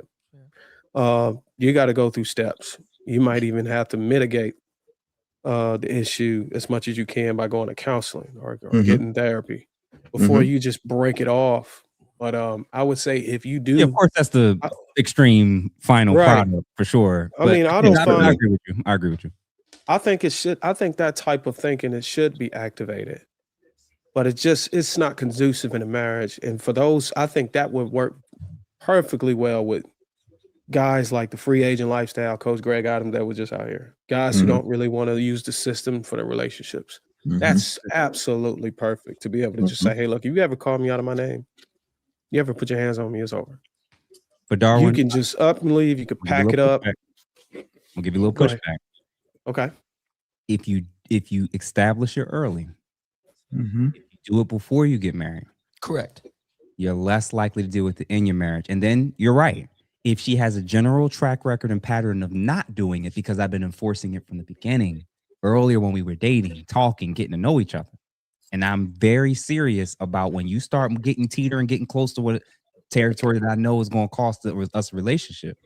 And I'm giving warnings and signs. If and when the rare moment she does do something like that, you, like you said, most people won't do what I'm capable of doing. But the point is still stands. My argument is when people even have it in their mind that what certain things you're doing that I know can cost my sanity, cost my freedom, or cost my life or yours. But we're married. Y'all got to get that out your head, gentlemen. Please talk to him. You have to get out your. What I'm basically saying is the reason why guys snap like this is because they put an overemphasis on the fact that they're married, an overemphasis on how much time and money and resources they've invested, and an overemphasis on the fact that they have children together, that they have a lopsided view where they don't put enough focus on, is this sustainable, healthy, and is this going to cost me or her our lives? So what you said, I agree with. Each man gets to decide what that looks like. Some guys are one and done. Some guys is once or twice and it's a wrap. But I agree with you, if you're even open to the possibility, therapy, potentially somebody having to stay with somebody else, the attention and addressing it as soon as possible with a very severe warning or consequence. When you don't do it because I'm married, when you don't do it because we got kids, these are the types of things that ends up happening, brother. So Look, I'm trying to tell guys, like, no, you don't have to snap your finger and you cursed at me, it's over. But what I'm saying is, I've now learned for me that a woman who's capable of doing that, if she's willing to curse at me, she's willing to lie on me. If she's willing to lie on me, she's willing to disparage my name and character. If she's willing to do this, if she's willing to disrespect me to my face, what won't she do behind my back? So for me, that's a Jeff rule. But I've had couples where lines were crossed, things were said, disrespect was had, and we have to see, is this a one-off or is this a repeated pattern that's going to keep coming back? Right. But I agree with you, Darwin. Yeah, it is more complicated. There are more costs. There are more consequences. My argument is, whether you leave or go on a break or separate, you have to be ready to do that. If they start getting to a point where once it happens, you make it known, hey, I told you about this. We've talked about this.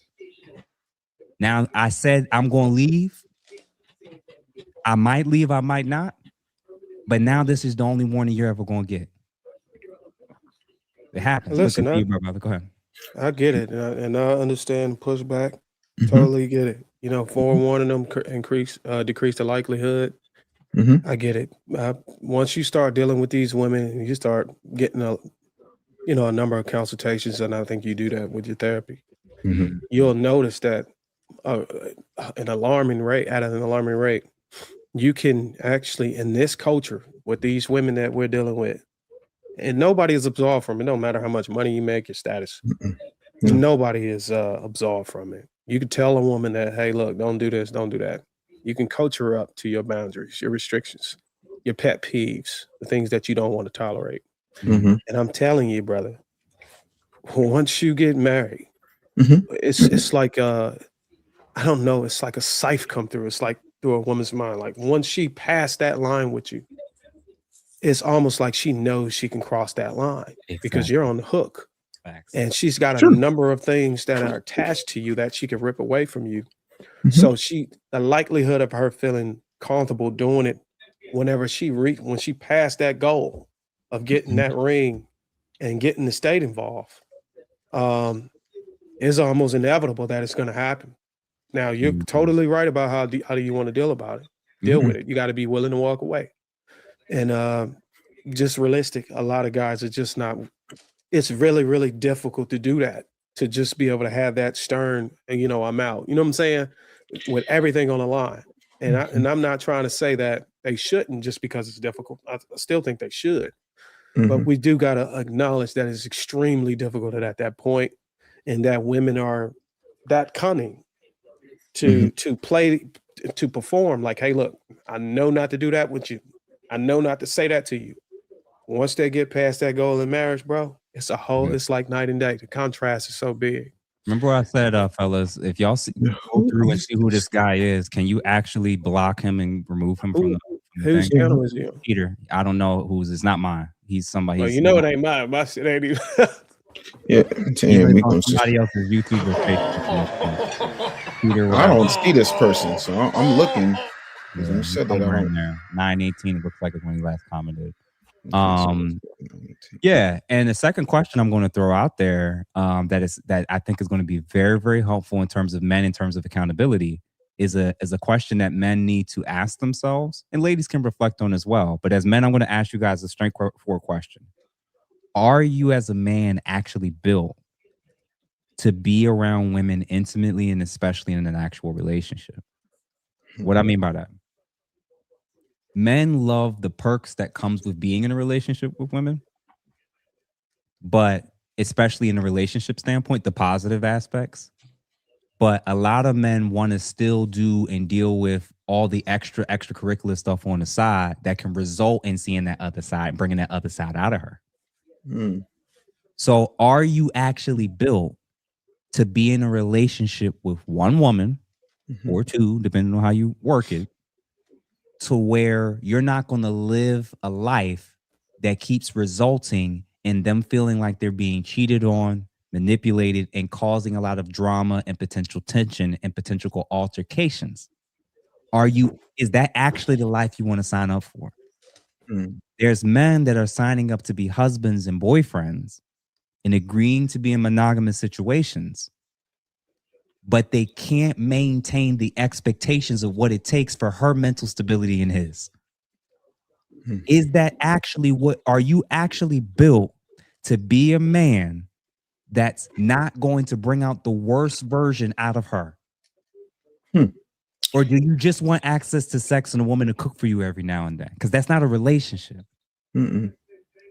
Fellas want those two parts, but they still want to be able to do things that causes the Rihannas to react the way they did, that causes the Cardi B's to react the way they did. Fellas, what I'm basically saying is sometimes the crazy behavior and reaction is a reaction to something you did. Right. And what you doing? A lot of y'all ending up dead or in jail or taking the life of another woman because you don't have the self-control and intelligence and maturity to recognize monogamy isn't for me. Marriage isn't for me. Being a parent isn't for me. Correct. Do you are you actually built up enough to recognize I actually have the capacity to do my part in this? Or am I going to constantly put her in positions to where she could start threatening me? She could start stalking me. She does no longer trust me, especially if it's a repeated pattern. Fellas, guys are ending up in this situation because they're lying to themselves. You're lying to yourself. You're not meant for monogamy. You're not meant for marriage. You're not meant for one woman. Be a free agent. And again, there's pros and cons and risks that comes with that. But a lot of these situations, everything I think we showed on the screen was boyfriends and husbands. Yeah. A lot of these men were never meant to be boyfriends or husbands. What y'all think about that? I think it's an excellent insight, and it's something that I've been saying for the longest time. The Black community, and this is a community discussion, as much as there are voices that want to try to just put this off on just Black men solely, it is a community discussion.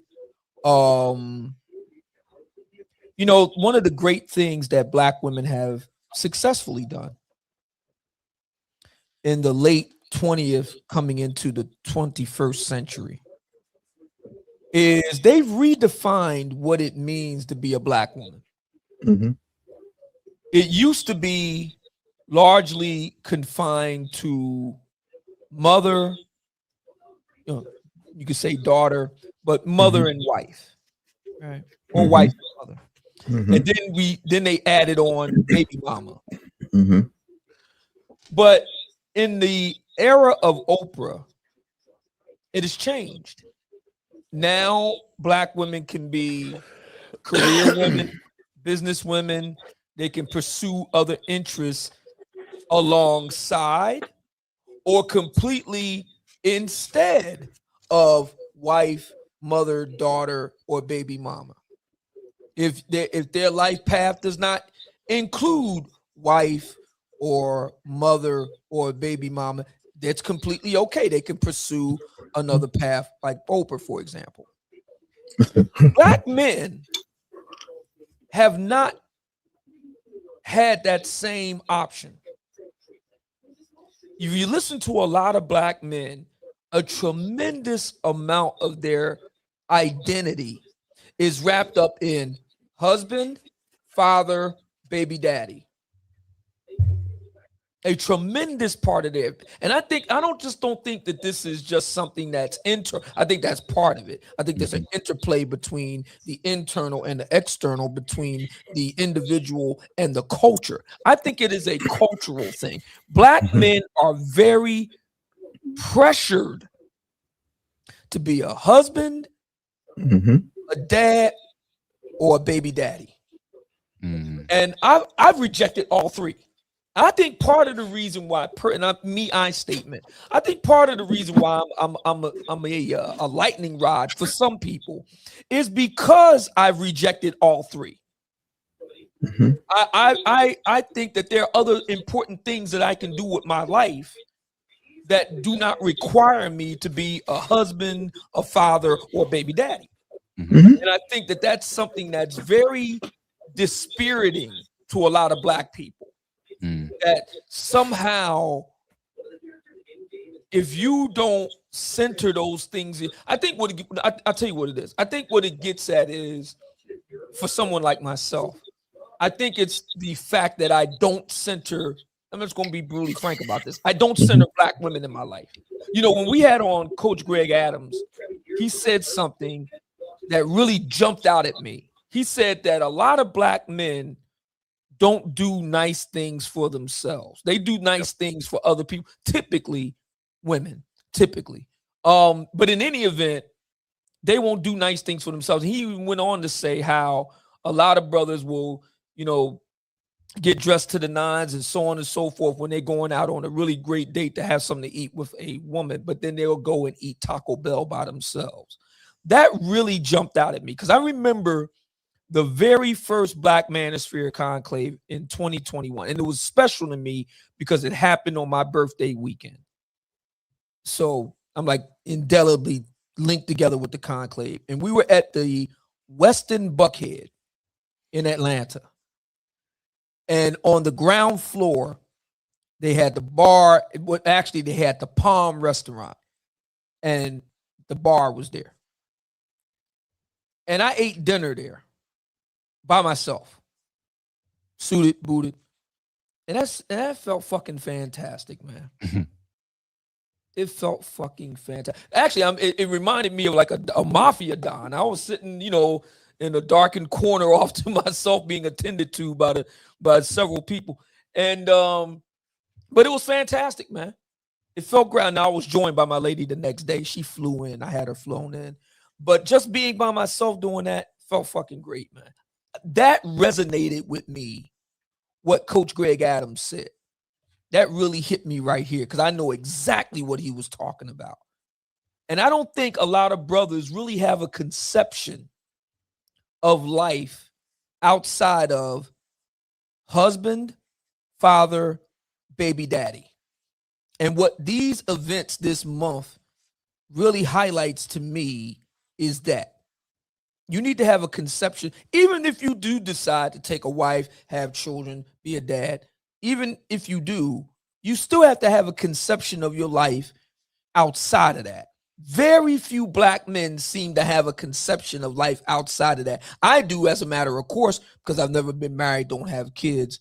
So I do have a lady friend, but we decided very early on, marriage wasn't in the cards. And that's something else that in my own experience, and I like to impart to other brothers, fellas, look in the camera. You need to get these things out of the way quickly. You need to find out once you and the lady in question have decided that y'all like to bump bellies together, y'all attractive, you're attracted to each other. Great. Let's put that on one side. All right, so let's talk about, since we're talking about bumping bellies, let's talk about sex. Do we have the same desires? Do we have the same expectations? Let's talk about money. What are our attitudes about money? People, a lot of Black people get no, you need to talk about that up front. What are our attitudes about money? What are our expectations about money? If we're going to be talking about children, okay. What are our expectations in terms of parenting with children? What are our desires? If politics, Fine, because a lot of black women, that's very important to them. Fine, like right off the rip, hey, listen, I vote for Trump. I'm a Republican, so if that's a problem with you, we can end this right here. I think far too many black men are not direct and doing it early and fail faster. Brothers, you need to learn how to fail faster. Too many brothers want to hold on to sisters instead of just getting them out of the way. Create space. That's something, nature abhors a vacuum. You cannot, have two things occupying the same space at the same time. If that sister ain't for you, get her out of the way, make space so that another sister can come in. And you need to be getting things out of the way quickly. Quickly. What are your attitudes about whatever that is you want to be married? Great. Okay. What are your attitudes about marriage? What are your attitudes about doing the laundry? What are your attitudes about doing the dishes? What are your attitudes about running the sweeper? All of that. You got to get those. You got to have the same desires, same expectations, same goals. All of those things have to be clearly mapped out early. I'm talking like within the first 3 dates. All of that has to be mapped out. And if there's just too much variance there, let her go, step aside, create space to bring in another one. What about you, Darn? So, if I can remember, your initial question was, are we that type of man, you know what I'm saying, that can create a safe space or be effective? Are we actually built for relationships and marriage? Are we built for it? Yeah, we've been built for it. And I think I'm obviously built for it. I got 10 years on my belt. Nice. Marriage. I'm built for it, most definitely, but I gotta tell you, I wasn't always built for it. And it wasn't that I wasn't capable of it. I was very capable of it. It was just that I was going through a time in my life where I was, I was an athlete, 6'4". It was just really hard to break away from the abundance of, women wanted to allow me to get those, those back shots. So that was tough. All I'm saying man is, cannot live by bread alone. I mean, come on. I'm just saying, because once you come up in a society where a growing number of women, because let me just be frank, I was on a Pookie path. And if you ever been a Pookie or whatever, so to speak, then you would know that a lot of women go for those guys, especially our women. Like those guys are like hot on the market because a lot of women are married and they're committed to their careers and their degrees and that. And whenever it's time for them to go for a man to get bust down or get a baby, they go to a man that's not going to really like tell them what they can and can't do with their life. They still want to maintain their independence and still deal with a man at the same time. So they can't go after the guy I am right now. They would have to go after a beta or a Pookie, because those guys are not going to tell them what to do. They're going to let them do whatever the hell they want to do. So long as you can give me that D when I need it. So I was offering that D. So it's once you get into that pattern and that path, it's really hard to break away from that. You would have to really like connect with some people on a spiritual level to tell you that, hey, look, this is the wrong way to go. What do you want in life? You know what I'm saying? Oh, yeah, I want a family. I want kids just like you got. Well, you can't do that no more. You gotta discipline yourself. You know what I'm saying? You got a lovely woman that's pursuing you. She want marriage. Won't you go ahead and set your mind straight, set your mind on that so you can have these things. This is a beautiful thing. So I broke away from that. So all I'm saying is I wasn't always capable or built for it. You know what I'm saying? I was stuck on a desire that was not conducive for the things I wanted in the future. And I had to figure out how to break away from that. And I was able to do that because I had another brother, beside me, pulling me away like, hey, look, don't, this is how you do it. Well, damn, man. Nice. You ever get the craving to go back? Yeah, you do. But you get used to it. You read up on your scriptures, you stay disciplined, and you surround yourself around guys who got similar paths so you don't stray away. That's another thing. Stop hanging around the guys that's going to pull you back into that atmosphere, because if you do, and then there's alcohol involved, the likelihood of you being able to fall back or backslide, what do they call it spiritually, it increases. I'm not saying it's guaranteed to happen, but the likelihood goes up. So you don't want to give it no chance at all. So just stay away from it. So I got a lot of friends, homies are still out there going back and forth to Colombia, Dubai, whatever, DR. Man, you sure you don't want to come? No, every year. No, not coming, bro. So I'm most definitely built for it. Yeah. And Dave, before you do, I want to get through some of these super chats. And real quick, this guy said, Kwan 2443. This is a must needed conversation. So everybody that's currently still watching this, both the haters and haters just gonna watch. For everybody that actually thinks this is an actually helpful, good conversation that men and women need to hear, all that we ask is that you like this and that you send it to at least 2 or even 3 people. Thank you, Kwan, for that. As far as some of the super chats that I've seen so far, Shogun Swarthy, thank you for the $5. The scapegoat is an individual or group unfairly blamed for others' misfortunes, mistakes, or sins. The black man is the scapegoat in this. I think 2 things could be true. I think that we do have a problem. Our women are most at risk. Overwhelmingly, it is black men doing it. So that's a problem. Like, we can't sit here and be like, well, it's just one individual. Yeah, it is one individual, man. But my argument, and what I think what Darwin is saying is, we have to become more intentional about being on the lookout for the warning signs, recognizing even in our own relationships what we could potentially be susceptible to, and start making adjustments and pushing and pulling each other in directions, if we can, if we have relationships, to try to reduce the odds of this type of stuff happening. The moment you find out so-and-so is going through a divorce, reach out to that brother and find out and see where his state of mind is. A lot of people are like, let me just give him space. Let me just let him handle this stuff. You have no idea what's probably hit that man, especially if he's never gone through it before. I ended up on a bridge. Other people in Willingboro, New Jersey, who went to the same schools and areas that I grew up in, same scenario as Louisiana. Except the 2 little boys lived, and he took out himself and his girlfriend, the mother of his kids, in Willingboro, New Jersey.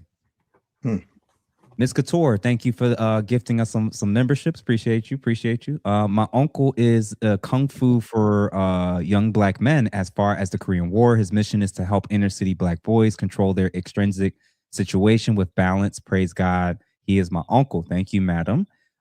Sylvia Love Jones, $5. Mental health is one thing. Management of emotions is another. Yes, Sylvia, and they're related. And I appreciate you for that.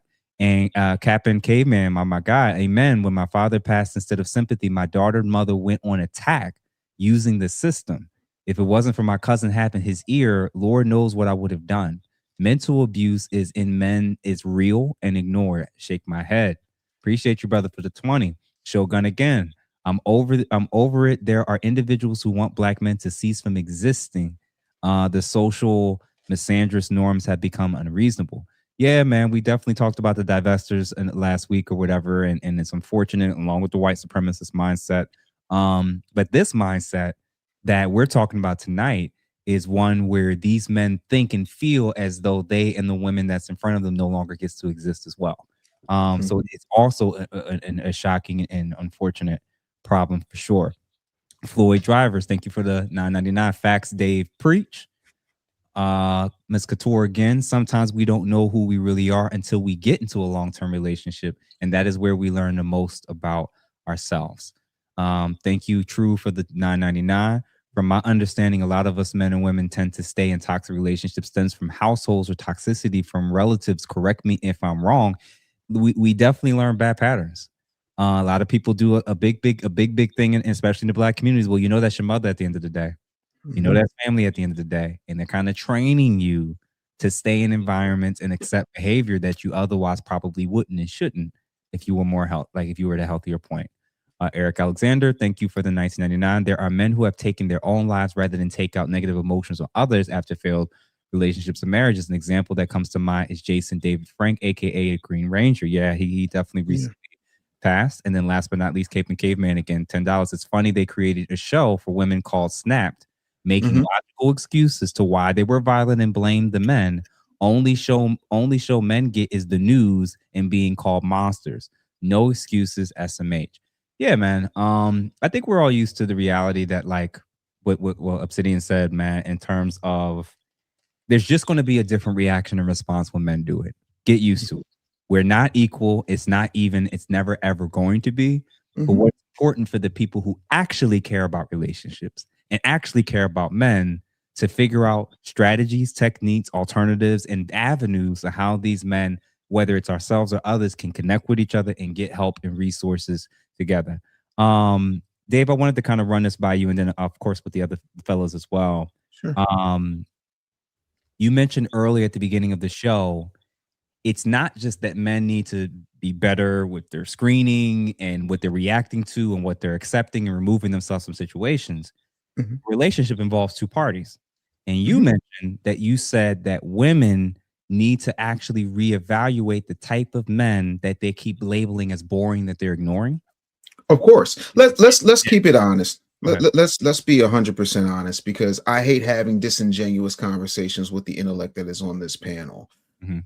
We know the patterns. We don't like to talk about the patterns because when we do, then we get accused of being misogynist or dodging accountability or not understanding how it goes.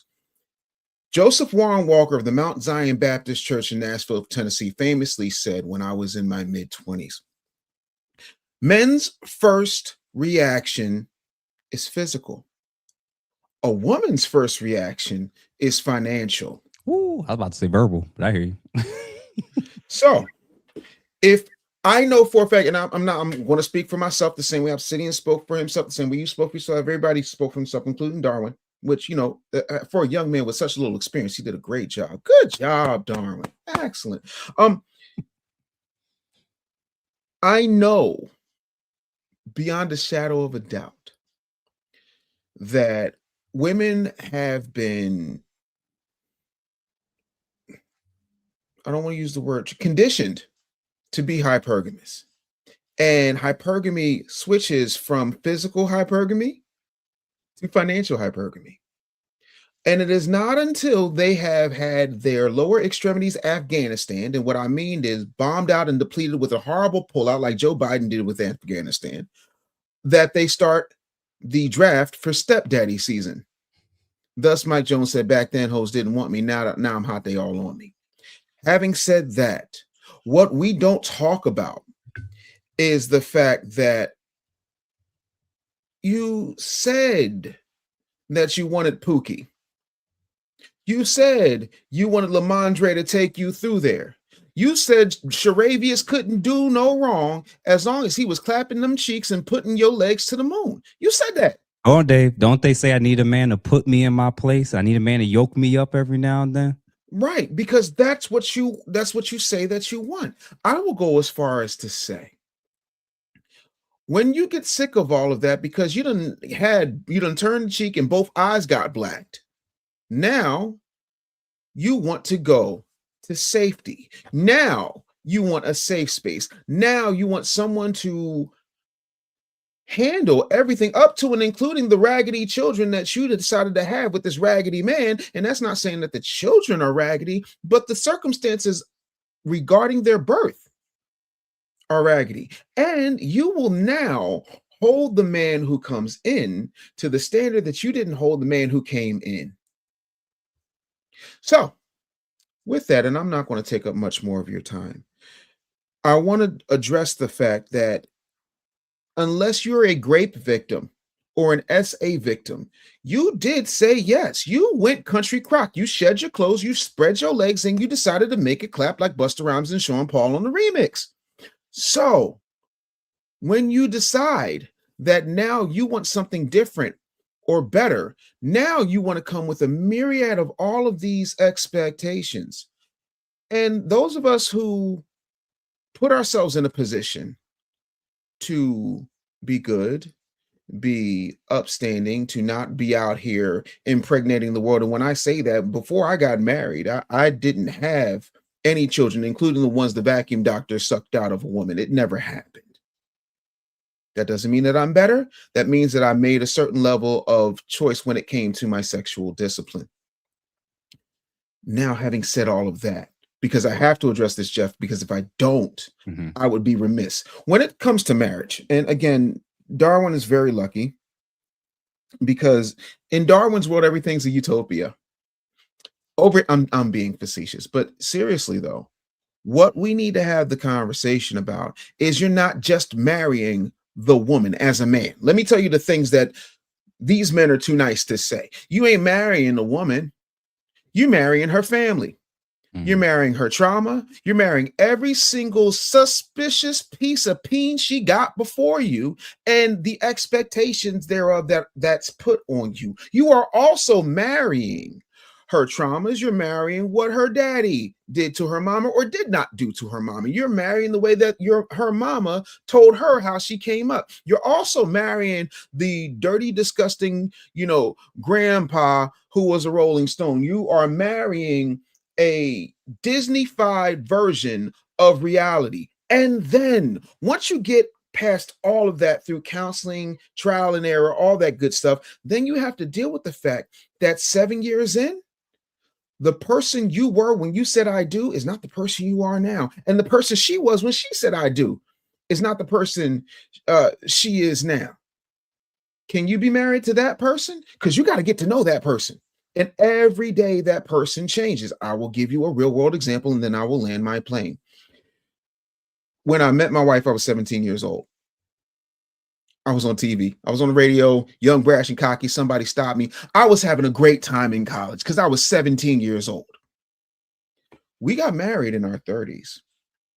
I'd, lived the life, all that kind of good stuff. What I'm saying is, even with that, you have to be willing to understand that there is growth and sometimes there is shrinkage. My wife married a 561-pound dude. That guy's dead. I was a radio executive. I'm not a radio executive. I'm working on I finished my 24th book. Like, there are a lot of changes that happened to me and happened through me that she has had to adjust, and vice versa. Can you still be married through all of that? And sometimes, not for me, but sometimes if you're being honest, and a lot of you, both male and female, will not be honest, the answer is no. And you're staying in it for the kids. You're staying in it because you saw your parents fail. You're staying in it because you don't want the criticism of your sister circle. You don't want the appearance of how the public will view you. You're more concerned about your social media timeline than the timeline that you're on, and the trajectory that you're on that could end you up in jail. Now that I've gotten all that off the table, we still have 8 children to deal with who got unalived, unfortunately, by some knuckle-dragging, mouth-breathing miscreant who needs to be drug out to the street and pumed, in my personal opinion. And I don't want that to slip. But the thing my grandfather would say that a lot of men and women do not want to hear is that an ounce of prevention is worth a pound of cure. If you stop doing hot girl summers at 43, if you stop going on the girls trip, and if you stop trying to meet Prince Charming in the back of McMahon's shaky butts, maybe, just maybe, you might have a chance of surviving all of those things that I listed that you're going to get married to if you choose to go to the chapel and get married. But I digress. Appreciate you, brother. Philosophical. He actually posted something today that I wanted to. This ain't funny. This ain't no aha, that's what you get moment. No, this is horrible. I would hate for this to be my sister, my daughter, anybody, but sister, girl. Why the fuck do y'all keep giving your womb to men with lengthy criminal history? I know these kind of guys. They're not even witty. They're not even smooth. They're not even that cool. They just got tattoos. They listen to a lot of drill music, and they're aggressive and emotional. Why is that turning you on so much? Y'all are turned on by idiots, and then when real smooth and suave niggas come, you think they weird. This is crazy. Y'all turn around and say, protect all black women, protect yourselves, protect each other. You say protect black women, but then, she can wear what she want to wear. That's not protecting them. Enabling them to do this type of stuff, it's not protecting them. Protect yourself, cover up your body, and stop giving yourself to men with lengthy criminal history. Now she's not even here. Because he's exciting. They want adventure. Look at what they watch. You think I'm lying? The number, listen, say whatever you want, and this is no diss to anybody making their money however they make their money. The number one subscriber demographic for Zeus are women between the ages of 25 and 54. Bye-bye now. See ya. Happy trails. There's a reason that Andy Cohen gets off on watching black women fight each other on the Real Housewives of Atlanta. There's a reason why y'all sit up here and applaud Sexy Red, but will I'm trying to watch my language. Will crap on somebody like her name just Chrisette Michelle because she sang at an inauguration ball.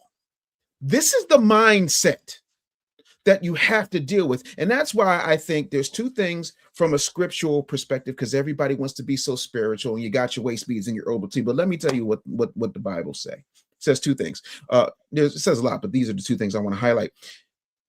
It is better for a man to live in the corner of the roof of his house than be in a house with a quarrelsome woman. That's one.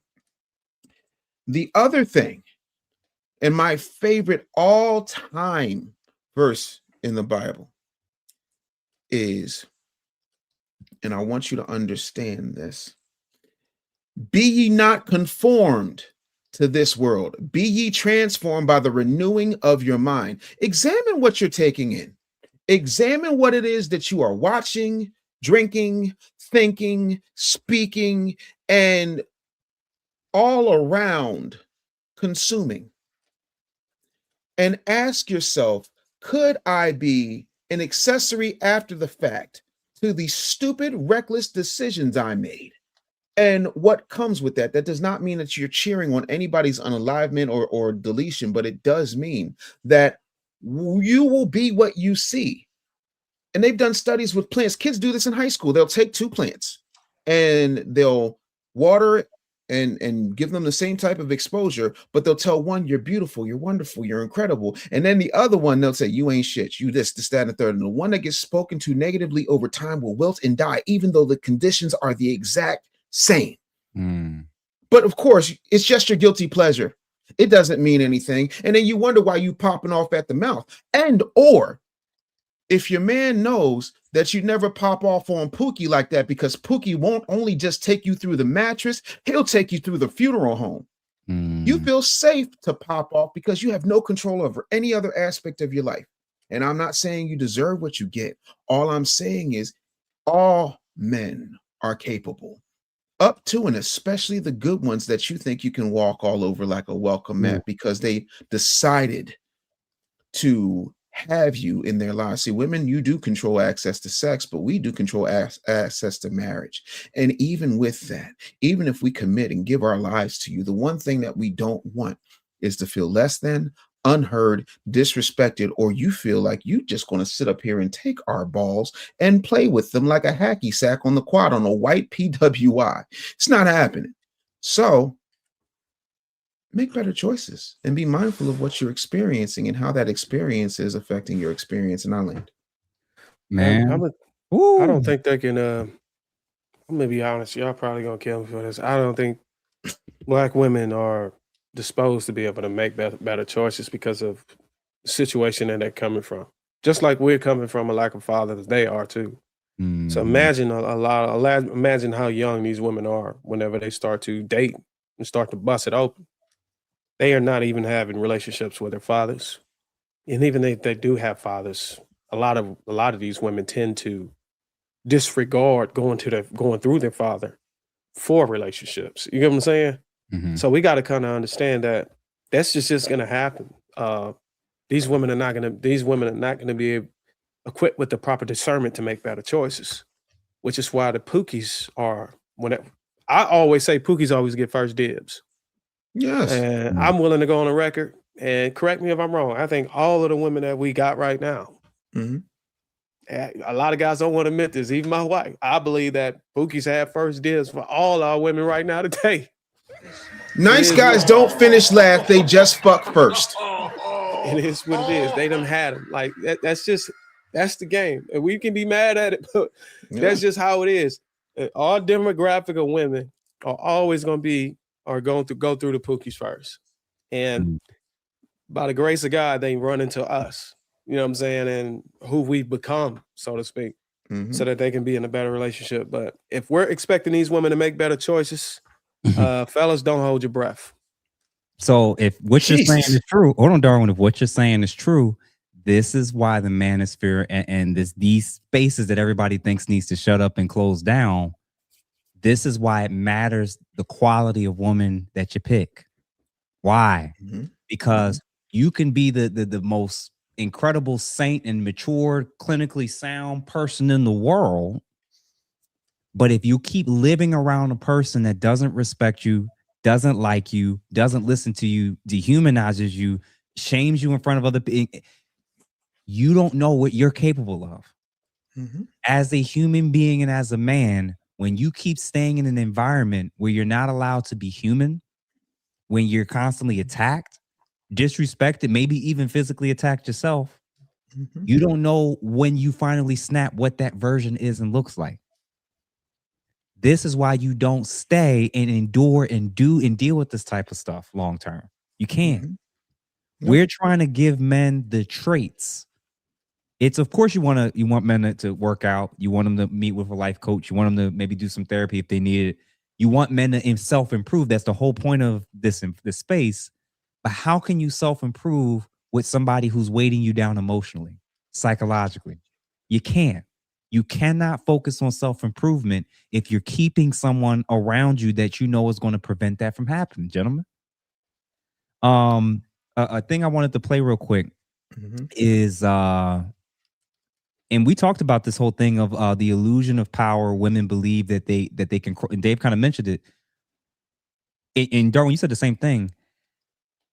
Because of the way our society functions now, women are convinced. You have women like Jazz and others where they can't conceptually understand.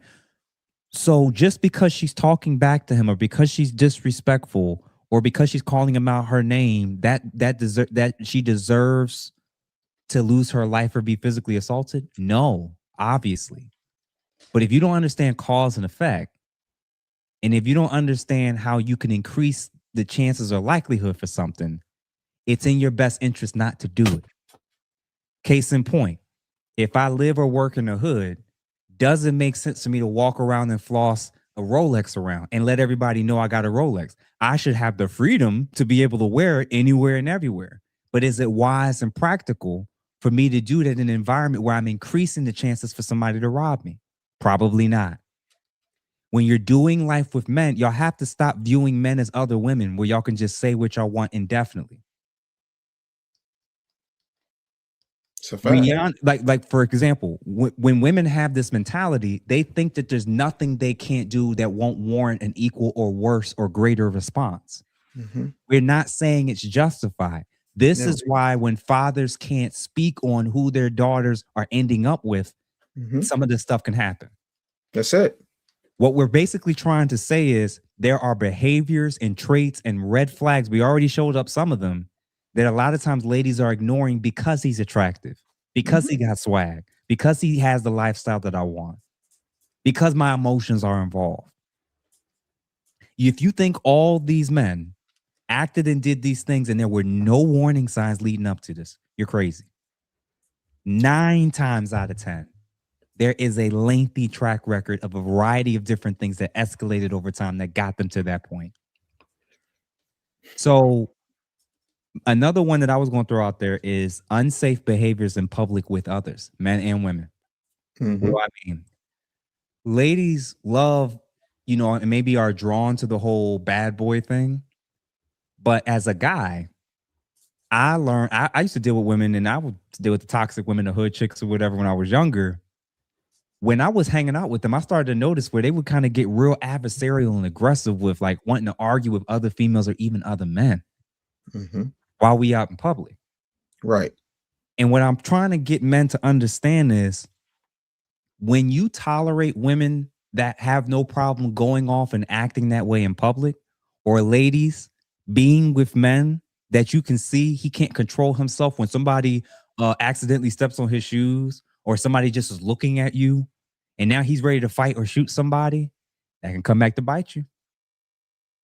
that can come back to bite you, because if they're willing to do it in public, what aren't they willing to do or say in private? Y'all got to start. Listen, man, Cass is not getting it. Cass is not getting it. Let me play this one. My husband. I pushed him. I screamed at him. I yelled until my throat was sore and all the neighbors knew my business. I would get in his face, curse him out, slam doors like it was my full-time job. And every time that man would build me up, once I started to learn his pattern, I would take so much advantage of the love that he would give me. Have you guys noticed that most married men aren't actually happy? Most married men are lying to themselves and gaslighting themselves into thinking that they're happy in a marriage which is loveless, sexless, where the woman always argues. I will literally bully my husband every single second of every day, but I'm the only one that can be mean to him. I don't know who needs to hear this, but stop being mean to that man before it's too late. I don't know what this is psychologically, where like you'll be with someone that you secretly have resentment toward. If you don't truly feel strongly about that person, you don't belong in a relationship with them, and treating somebody like your rag doll is just such an awful thing to do to anybody. Oh, guys, I yelled at my boyfriend this morning for like the first time ever. You know, my boyfriend, the angel boyfriend that was literally making me breakfast this morning while listening to classical music. Yeah. Let's talk about something most men don't even realize, that they're being emotionally or mentally abused by their partner. Yeah, it happens to men too. If my husband talked to me the way that I talk to him sometimes, I would be in a literal puddle. I am so mean to that man. Unfortunately, we live in a culture that loves to demean men. You watch all the sitcoms, all the movies where men are beat up and put down by their wives like it's a sport. Like the women are looking for a medal at who can be funnier at the expense of their husbands. The amount of you women that hate your husbands is beyond me. So, See, those are the women. So real quick, Darwin, and then jump in. So for everybody that doesn't understand why ladies' actions also contribute to this, that what you don't understand is that when it's a relationship and there's a dynamic going on, all these situations aren't just a guy just decided because it's Tuesday, now it's time for me to smack a woman around. Sometimes, not always, a lot of times, there is a normalized and desensitized level of disrespect that women are doing so long, and they think that they're justified. The one lady towards the end said, if my man acted and treated me the way I treated him, I would be in a puddle. Ladies, sometimes the guy that snaps or the guy that moves like this, reevaluate. This is hard for ladies to do because we're victim shame. Slow down for a second and imagine that you can still be a victim and you could have still done things that contributed to increasing the chances for something horrible happening in this dynamic. You can be a legitimate victim and you were a horrible person before you got attacked. You cannot show up how you want to show up in general, but especially with men. If men showed up how some of you ladies showed up, these men would take their lives. Y'all leaving with black eyes. Y'all may be leaving with some other stuff. Ladies, I promise you, every guy's not good. Every woman's not good. But focusing on just on not even the negative traits of men, but just wanting to focus on men is not going to help a relationship issue. You have to as a woman, think about the type of men you're attracted to, how you're showing up, and if you even respect him. Darren, what were you about to say? First of all, I was going to say that all of those women out there that was doing their man wrong, I would say 9 times out of 10, those dudes that's tolerating that probably got a chick on the side. That's just how it happens, bro. You disturb a man peace, bro, he gonna get peace somewhere else. It is what it is. But I will say that I think most men are like me in this instance. Whenever we're dealing with women or our significant others, we don't really come in the room starting shit. We don't just come in and pick fights. We enter into conversations and it turns into a fight because it usually starts like this. A woman wants to tell you how you made her feel. A woman wants to tell you how she feels, and that turns into her judging you. It's not, fellas, when a woman, and y'all probably can put a one in the chat if y'all believe me. When a woman come telling you how you feel, bro, the likelihood of that shit turning into an argument is almost inevitable, bro. It's never just about how you feel. Okay, I'm sorry how you feel that way. It's no, well, why did you make me feel that way? And then you were always doing this, and you were doing, and it'd be some shit that happened 2 months ago sometimes. And I might be projecting a little bit, but I'm just trying to be relatable. Because like I said, just because we're behind a microphone and we happen to be experts and deal with other people and help people navigate them, doesn't mean that we're absolved from the same shit y'all go through. We go through the same shit. Excuse my language. So that's all I wanted to say on it. Obsidian, what about you? That whole feeling thing. See, my thinking is this. I think men are responsible for their own emotional state. I don't think any woman's responsible for a man's emotional state. I think that's for each man to work out on his own. If he needs to seek counsel for that, informally, formally, or both, fine. The same thing holds for the ladies. I don't think that men are responsible for women's emotional state. So if somebody said something that upset you, my thing would be, okay, what is it that he said that upset me? Why am I so upset about that? And like you said earlier, Jeff, if you are in a situation where you're with somebody that constantly upsets you, that's probably a sign that you need to leave. I find that a lot of black couples, it's always after the fact. There was a movie years ago. This is like early 21st century, 2002, something like that. Anyway, it was a movie called Minority Report. I don't know if anybody saw this Tom Cruise picture.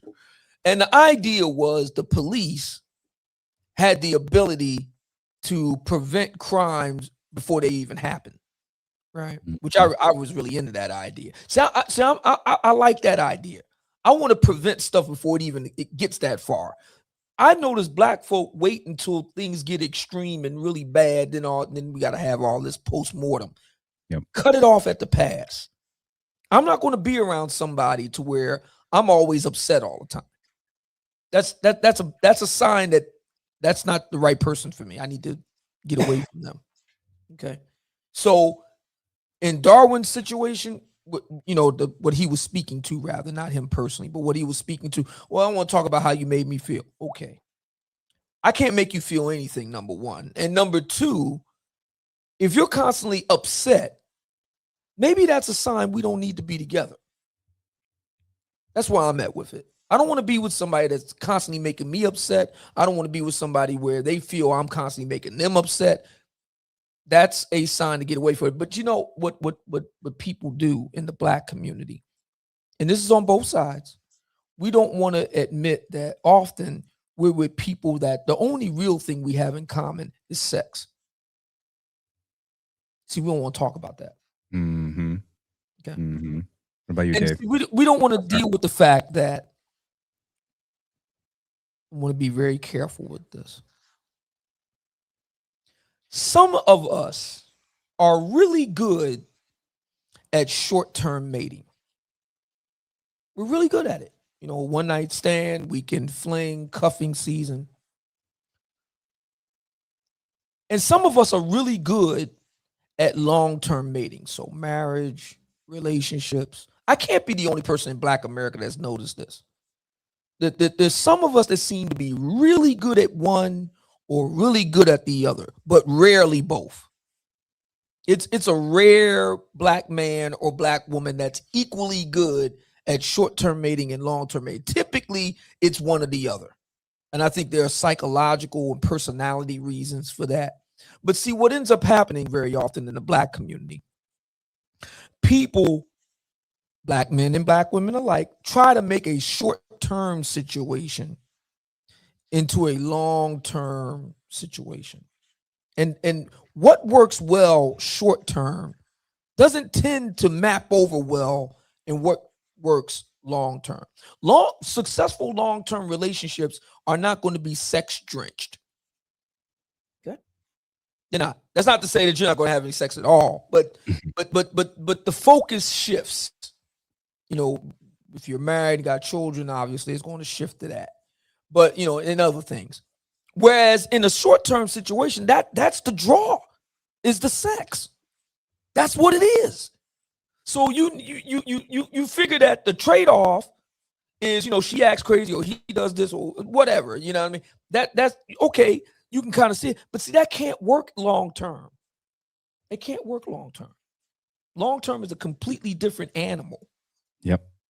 Completely different animal. And see, this is the reason why I say, Jeff, I don't think black people, so that we're clear, not just black women, black men too. I don't think many of us really want to know how long-term relationships work, because the reason why I say that is because what we really want is performance. And see, when you're in a short-term situation, that's what you're getting. You're getting a performance. She's performing for you and you performing for her if you're a man, and all of that. And that's great in that moment. But day to day, it can't be a performance every day, bro. It can't be. By definition, good relationships are boring. There's no drama. There's no fighting. There's no gratuitous back shots on the balcony every day. No. Good relationships are like kind of mundane and boring and uneventful. That's what good relationships are. So this is the reason why I say to brothers, when you hear sisters say, "Oh, I don't like," matter of fact, Lori Harvey just I just saw this. She dumped Damson Idris because he was too nice. See, that's a sign, brothers, to get as far. When you hear a woman say some stuff like that, she is damaged. Get as far away from her as possible. Think about Chernobyl. Or here, you know about this, Jeff, 3 Mile Island. These nuclear disasters. See, being around nuclear waste can make you sick, man. It can kill you. Same thing with these women. Being around these individuals who say what Lori Harvey says, "Oh, he's too nice," get away from her. You can't stop trying to save her. She don't save her, bro. She don't want to be saved. Get away from her. Okay? Get back away slowly from her. Just back away. A good relationship is by definition boring. Yeah. Okay. By definition. You want fireworks? Get you a situation. Y'all do what y'all do. Boom, boom, boom, boom, boom, and then that's it. That's all it is. Don't try to convert her into a long-term relationship. Don't try to convert him into a long-term relationship. Y'all just got together, do what y'all do. That's it. And leave it alone. Yeah. Yeah. And my initial point for me, obviously we talked about we want men to get involved with other men and not live in isolation. I have a men's for a virtual self-improvement group. Many other men I know actually are running these now in person or virtual. We are starting to encourage more and more men to actually choose the correct therapist that understands men and know what men's needs are for sure. But my warning to ladies specifically, this is something I want them to kind of think about seriously. When you're deciding or been ready to go through a divorce, separation, or breakup, that's actually not the time to try to make someone pay and be punished as much as humanly possible. It's actually not the time. I know ladies think, now that he means nothing to me, let me do the worst thing possible imaginable to him. Ladies, y'all gonna end up like one of these statistics. Divorce, separation, and breakups is actually not the time to try to do the worst things imaginable to try to punish this man as much as humanly possible. Weaponizing that man's access to his children can cost you your life. Destroying his reputation maliciously can cost you your life. Having that man continually raising a child that only you know is not his can cost you your life. Destroying his physical property and attacking him verbally, physically, psychologically can cost you your life. I'm gonna say this, man. Ladies, you're not responsible for a man putting his hands on you or trying to take your life at all. But there are things that you can do that can absolutely increase the chances of that happening. What we're challenging you on is to stop doing that and stop sticking around with men that you believe brings that out of you.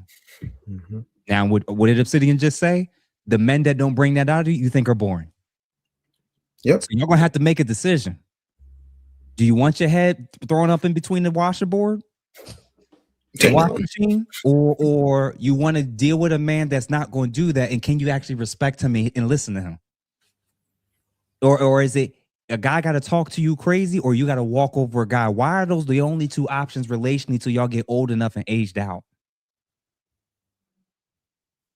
Fellas, you cannot stay with a woman that doesn't listen to you and doesn't respect you. I see it in the chat. People talking that Darwin mentioned it earlier. I'm not saying marriage and children, those being a factor, that the process isn't harder. Mm-hmm. I am saying that the men that try to ignore that, especially if it's bad, these are often what the results can potentially be. You become a shell of yourself. You're not even getting sex. Your friends don't respect you. You're ashamed to humiliate to let people know what's going on. You're living in a life of isolation. The loneliest I've ever been was in a relationship with a woman in the past. That was the loneliest I've ever felt in my entire existence of life, was when I was in a relationship with the wrong woman and was trying to stay to make it work. And I'll leave it at that. That's the truth. And the amount of men that's come out of relationships and marriages that said the same thing. The lady in the video said it too. A lot of y'all not happy. And I'm not the one that starts with the whole, you ain't happy, just leave. Just leave because you ain't happy. I'm talking about things that are being done that can result in men snapping and turning into this version of themselves. And to the ladies like Rihanna that are convinced that if he says or does something I don't like or that hurts my feelings, I'm now justified to do anything I want, you're going to end up a statistic. Cheating doesn't justify you putting your hands on that man. As crazy as it sounds, ladies. Him finding out he got other children doesn't justify you attacking him. Other women contacting you does not mean you get to start doing and saying whatever you want to this man. You could be angry, you could be hurt, you could be upset, you could feel violated, you can leave, you can go through separation, you could replace him. But if you decide now's the time for me to get even, or now's the time for me to do X, Y, and Z, every man won't take your various forms of abuse. Even the one like Dave or Darwin said, even the ones that you think will take it till they don't. Mm-hmm. If a man brings that out of you, you have to meet with a therapist or a crisis intervention worker and start working on a plan. Now, there are domestic violence shelters specifically for women and children, not nearly many at all for men. But the point still stands that if and when you know that you're in a situation like this, it's okay to acknowledge, I don't know how to get through this on my own. Your psychology has told you and convinced you to stay all this time, that maybe this will be the last time. Well, he promised this time it'll get better. This is one of the few areas where I have a very low level of grace personally, because I'm always dealing with the after effects.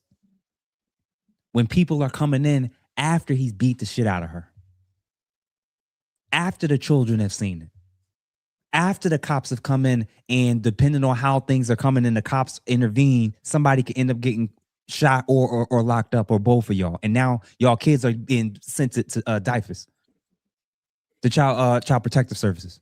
Mm-hmm. Y'all sticking around with people that don't want to listen to you or you don't want to be led by is going to be a reason for how this type of stuff can happen. If she can't respect you and you can't respect him, go y'all separate ways. If you don't want to listen to him and he can't lead you and she don't want to listen to you, go y'all separate ways. Y'all have to. Mm-hmm. Because the best case scenario when it goes too far left is for your face to end up looking like Rihanna, but you're still alive. Mm-hmm. Dave, go ahead, bring us home. All right. Let me say this. I've seen a lot. I have seen famous couples throw things at each other. Throw things at each other's head. People that you have seen sell out stadiums and charge for pictures at $1,000 a clip. Duck phone sets in hotel rooms. I have seen athletes be smacked around by their baby mamas, wives, whatever the case may be. I've seen actors go through things. There's a lot that we don't tend to like to talk about. But I will say this, to piggyback off of Jeff's eloquent point, the safety of our women is a priority for our men. Those of us who are men. The problem is there's too many women out here confusing adult males with men. Mm-hmm. And because adult males don't come with accountability or standards, guardrails, or pushbacks, you would rather have what you call a real man until that real man puts his real hands around your throat. Till that real man starts doing real man things with your best friend, then you mad. When that real man says, I ain't the marrying type, then he sucked up all of your youth. But somehow in there, it's our fault. And when we point it out, then we're blaming the victim and we don't know how to keep women safe. But my whole thing is there's something that has to be said. First, violence is never okay. Men, you should never put your hand on a woman. However, in a society like the one that we're in, even, and I don't know if anybody here else does martial arts, but I do. You are allowed to defend yourself, incapacitate to the point that you can get away. That is the goal, regardless of who does what. And I'm going to do that because I got to get home to my family one way or the other. Having said that, when you put yourself in a situation where you think that you are either Siegfried or Roy, and you know these tigers so well because they're Bengal tigers and they're so pretty and they're so majestic and they're so big and so strong and they would never hurt you until that tiger goes tiger on you, Roy. If you don't know what I'm talking about, Google it. We've got to understand that there are certain things that come with being an adult and being strong and independent. So you're either strong or independent, and you are capable of making very sound, rational decisions that keep you safe, or you're a weak little flower who needs other men who did not make that decision to come in and save you from the decisions that you made. It can't be both. Two things can be true, but on that, you're either strong and independent, or you are a waif and a flower who needs guidance. But if this is who you are, then when we give you the solutions, whether you like it or not, you might want to take it. I don't know anybody who goes, you know what I need right now is a tetanus shot. You know, the passport bros will tell you, depending on which country they're going to, they got to get some shots. But they do it because they know that what they're going to get on the other side. It's the same thing with the medicine. You might not like the taste, you might not like the pain, but the truth of the matter is the medicine will heal you if you're willing to take it. But too many of y'all feel like you're just going to positive thought your way, you're going to group chat your way, you're going to mimosa brunch, girls trip, and vision board dinner yourself into a successful marriage. And then finally, last I checked, Bill Nye does not have a vagina.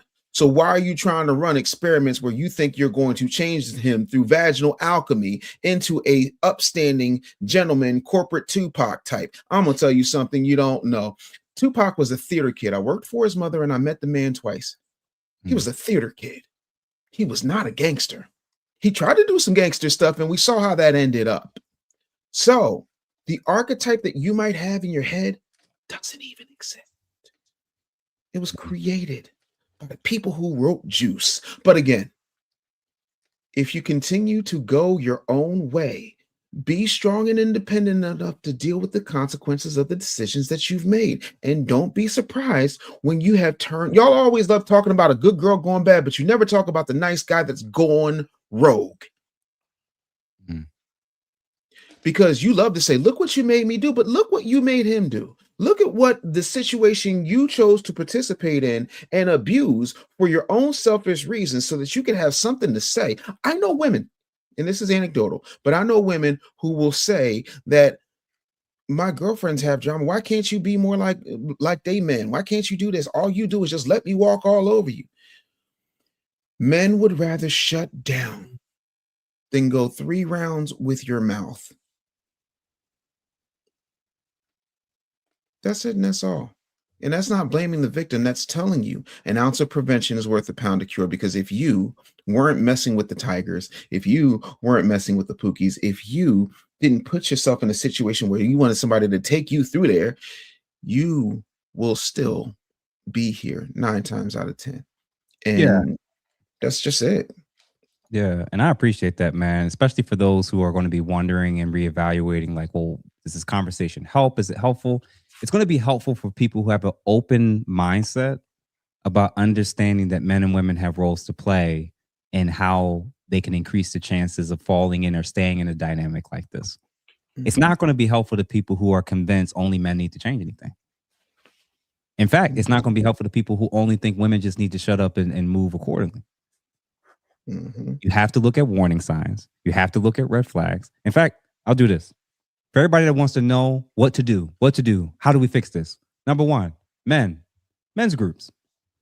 The reality is, as long as you're single on your own and not messing with women in any way, shape, or form, you're probably fine. You probably don't need anything. You're literally just doing life. It is what it is.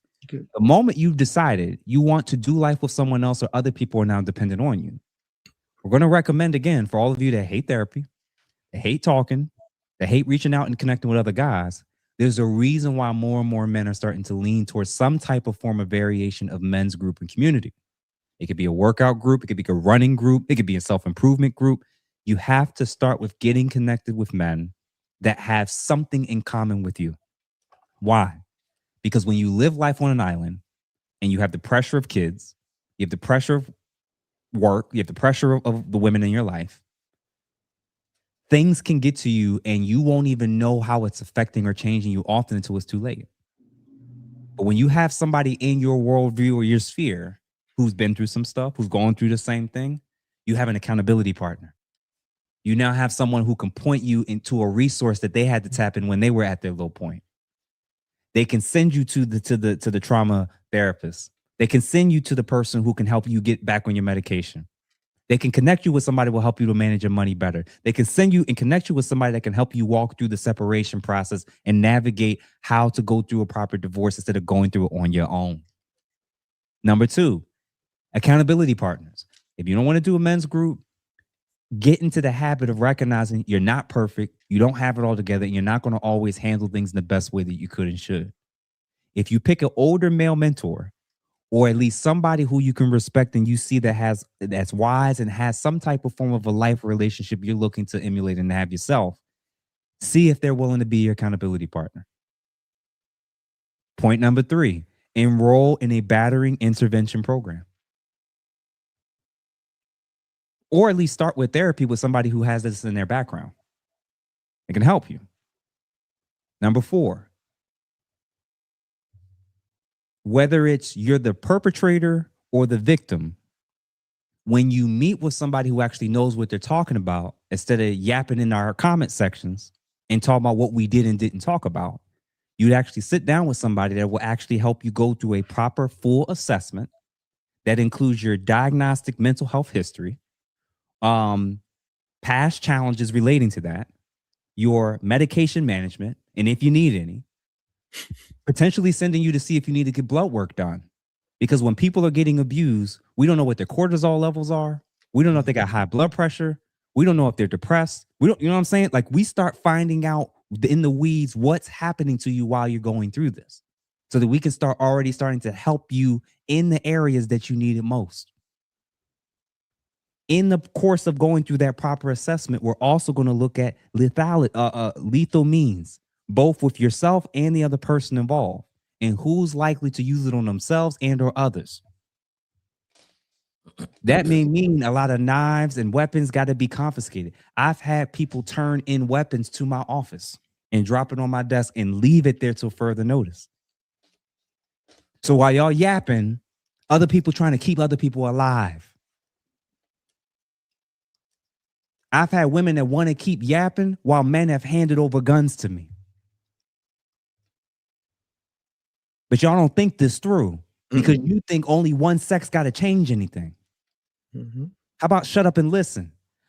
We have to identify major problems and potential concerns and whether or not the potential abuse is random or escalating, whether there's children involved. We have to look at weapons, substance, family members that's involved, friends that's involved, law enforcement, community plan of separation, items that you may need if you're on medication, if you need medication, children in custody, transportation, pickup drop-offs, therapy, homicidal and self-harm assessments, primary prevention, verbal abuse, emotional, physical, sexual, child financial weaponization, self-harm, intimidation, and it's the crazy part. After all of that, we have to get the person that's sitting in front of us to make sure that they're not matching energy, that they don't react, even when they're tempted to. And then see if we can connect them to a domestic violence shelter if they don't have a place, a designated safe place that they can go to. And then incorporating people in their actual lives beyond the therapy session, that's going to be a part of whatever it is that they're about to do in this next journey. And then convince them, for those that's scared to leave, to collect documentation, screenshots, voice recorders, voice notes. But when you don't know any of this stuff, this is why women end up dead and when men end up taking their lives. Because a lot of y'all panderers and a lot of y'all feminists, y'all don't actually care about anybody but women and men looking bad. You don't care about actually saving lives. If you did, you'd be interested in men's mental health. And if you were interested in men's mental health, you'd be interested in the ways in which women can do things that can affect it, good and bad. But you're not. That's why you don't want to hear about women in this process, because you don't actually care about men.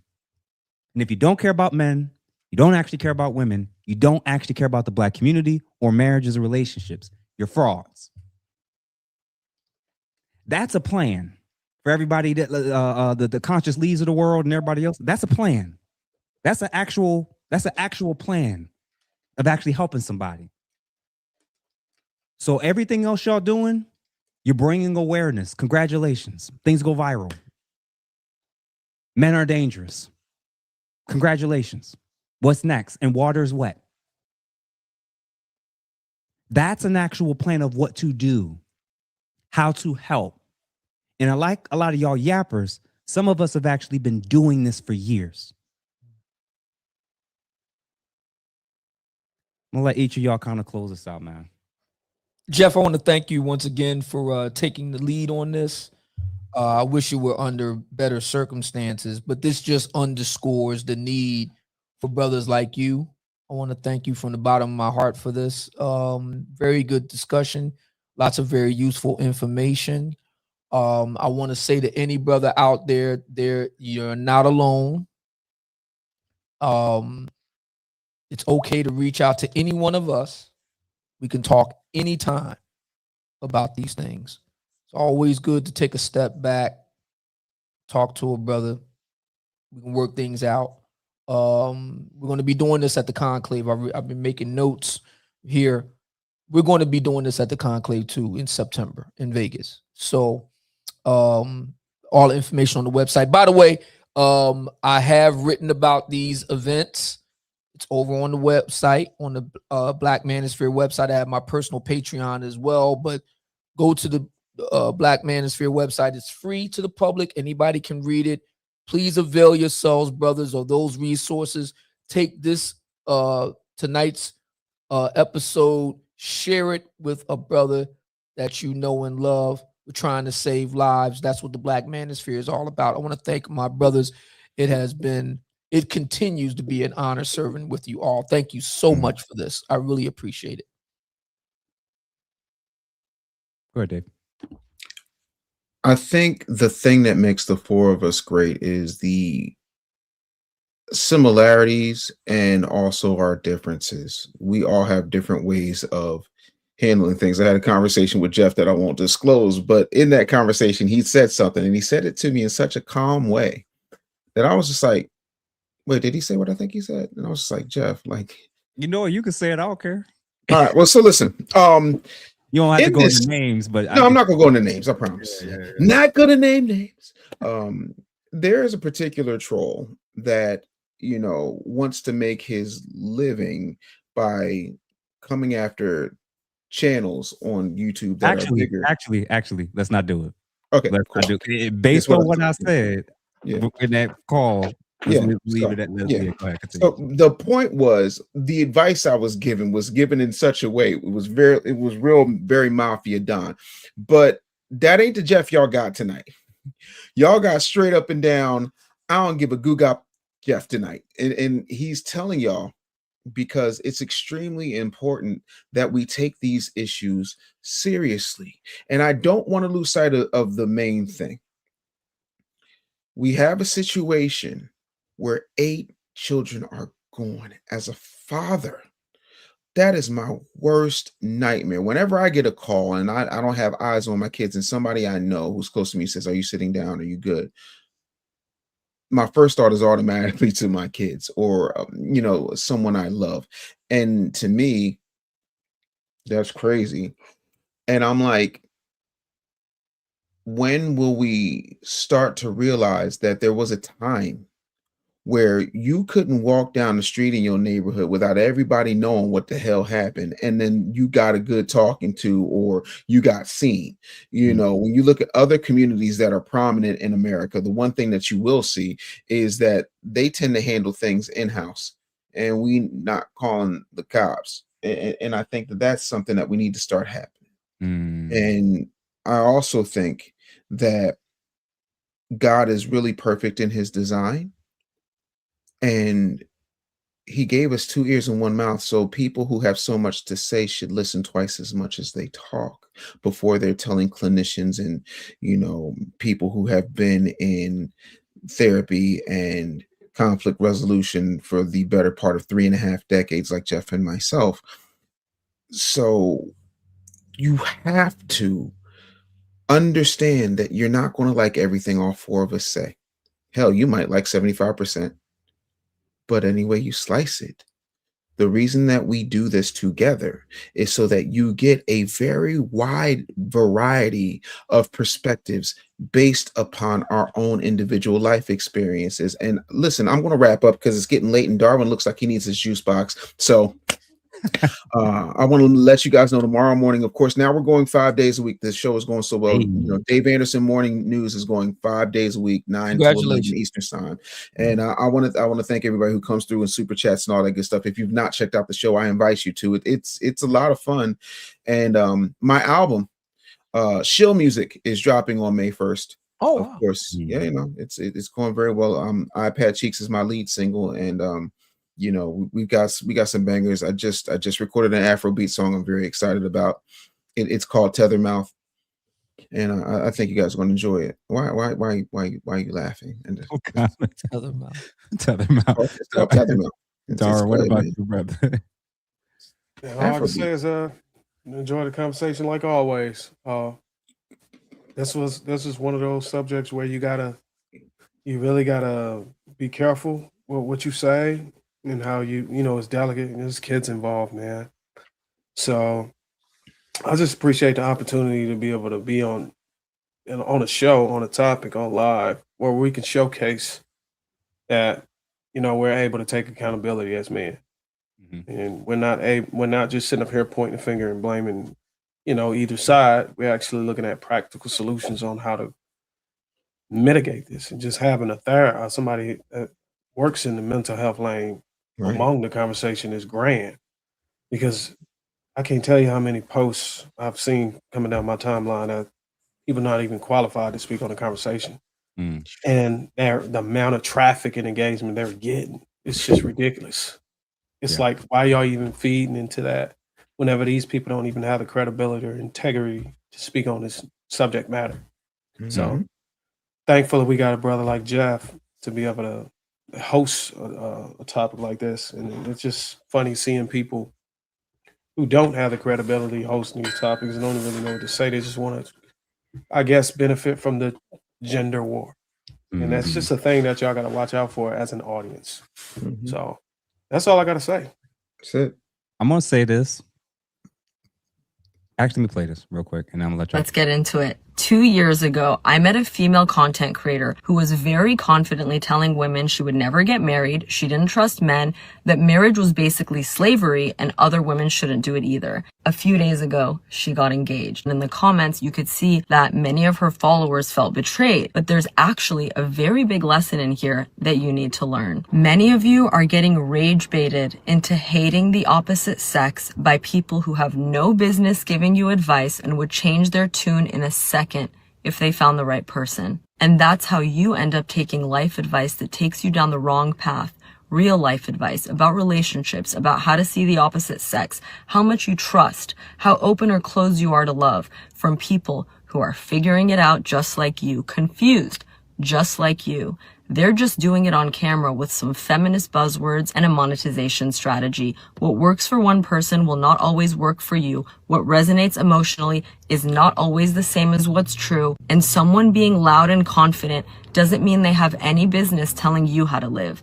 I have never seen so many people be afraid of love and the opposite sex in my life. I want no part in this. And please consider that many of today's successful female icons who are empowering you, whether it's Cody Sanchez or Emma Grede or Sarah Blakely, they're all married too. To be an empowered woman doesn't mean to reject love. It means to reject men who are unworthy of you so you can find the one who is. Next time a creator is telling you to hate someone, to distrust someone, to write off an entire gender, ask yourself, is this wisdom or is this someone's very certain sounding opinion that an algorithm decided to put in front of my face today? That's going to be my closing words.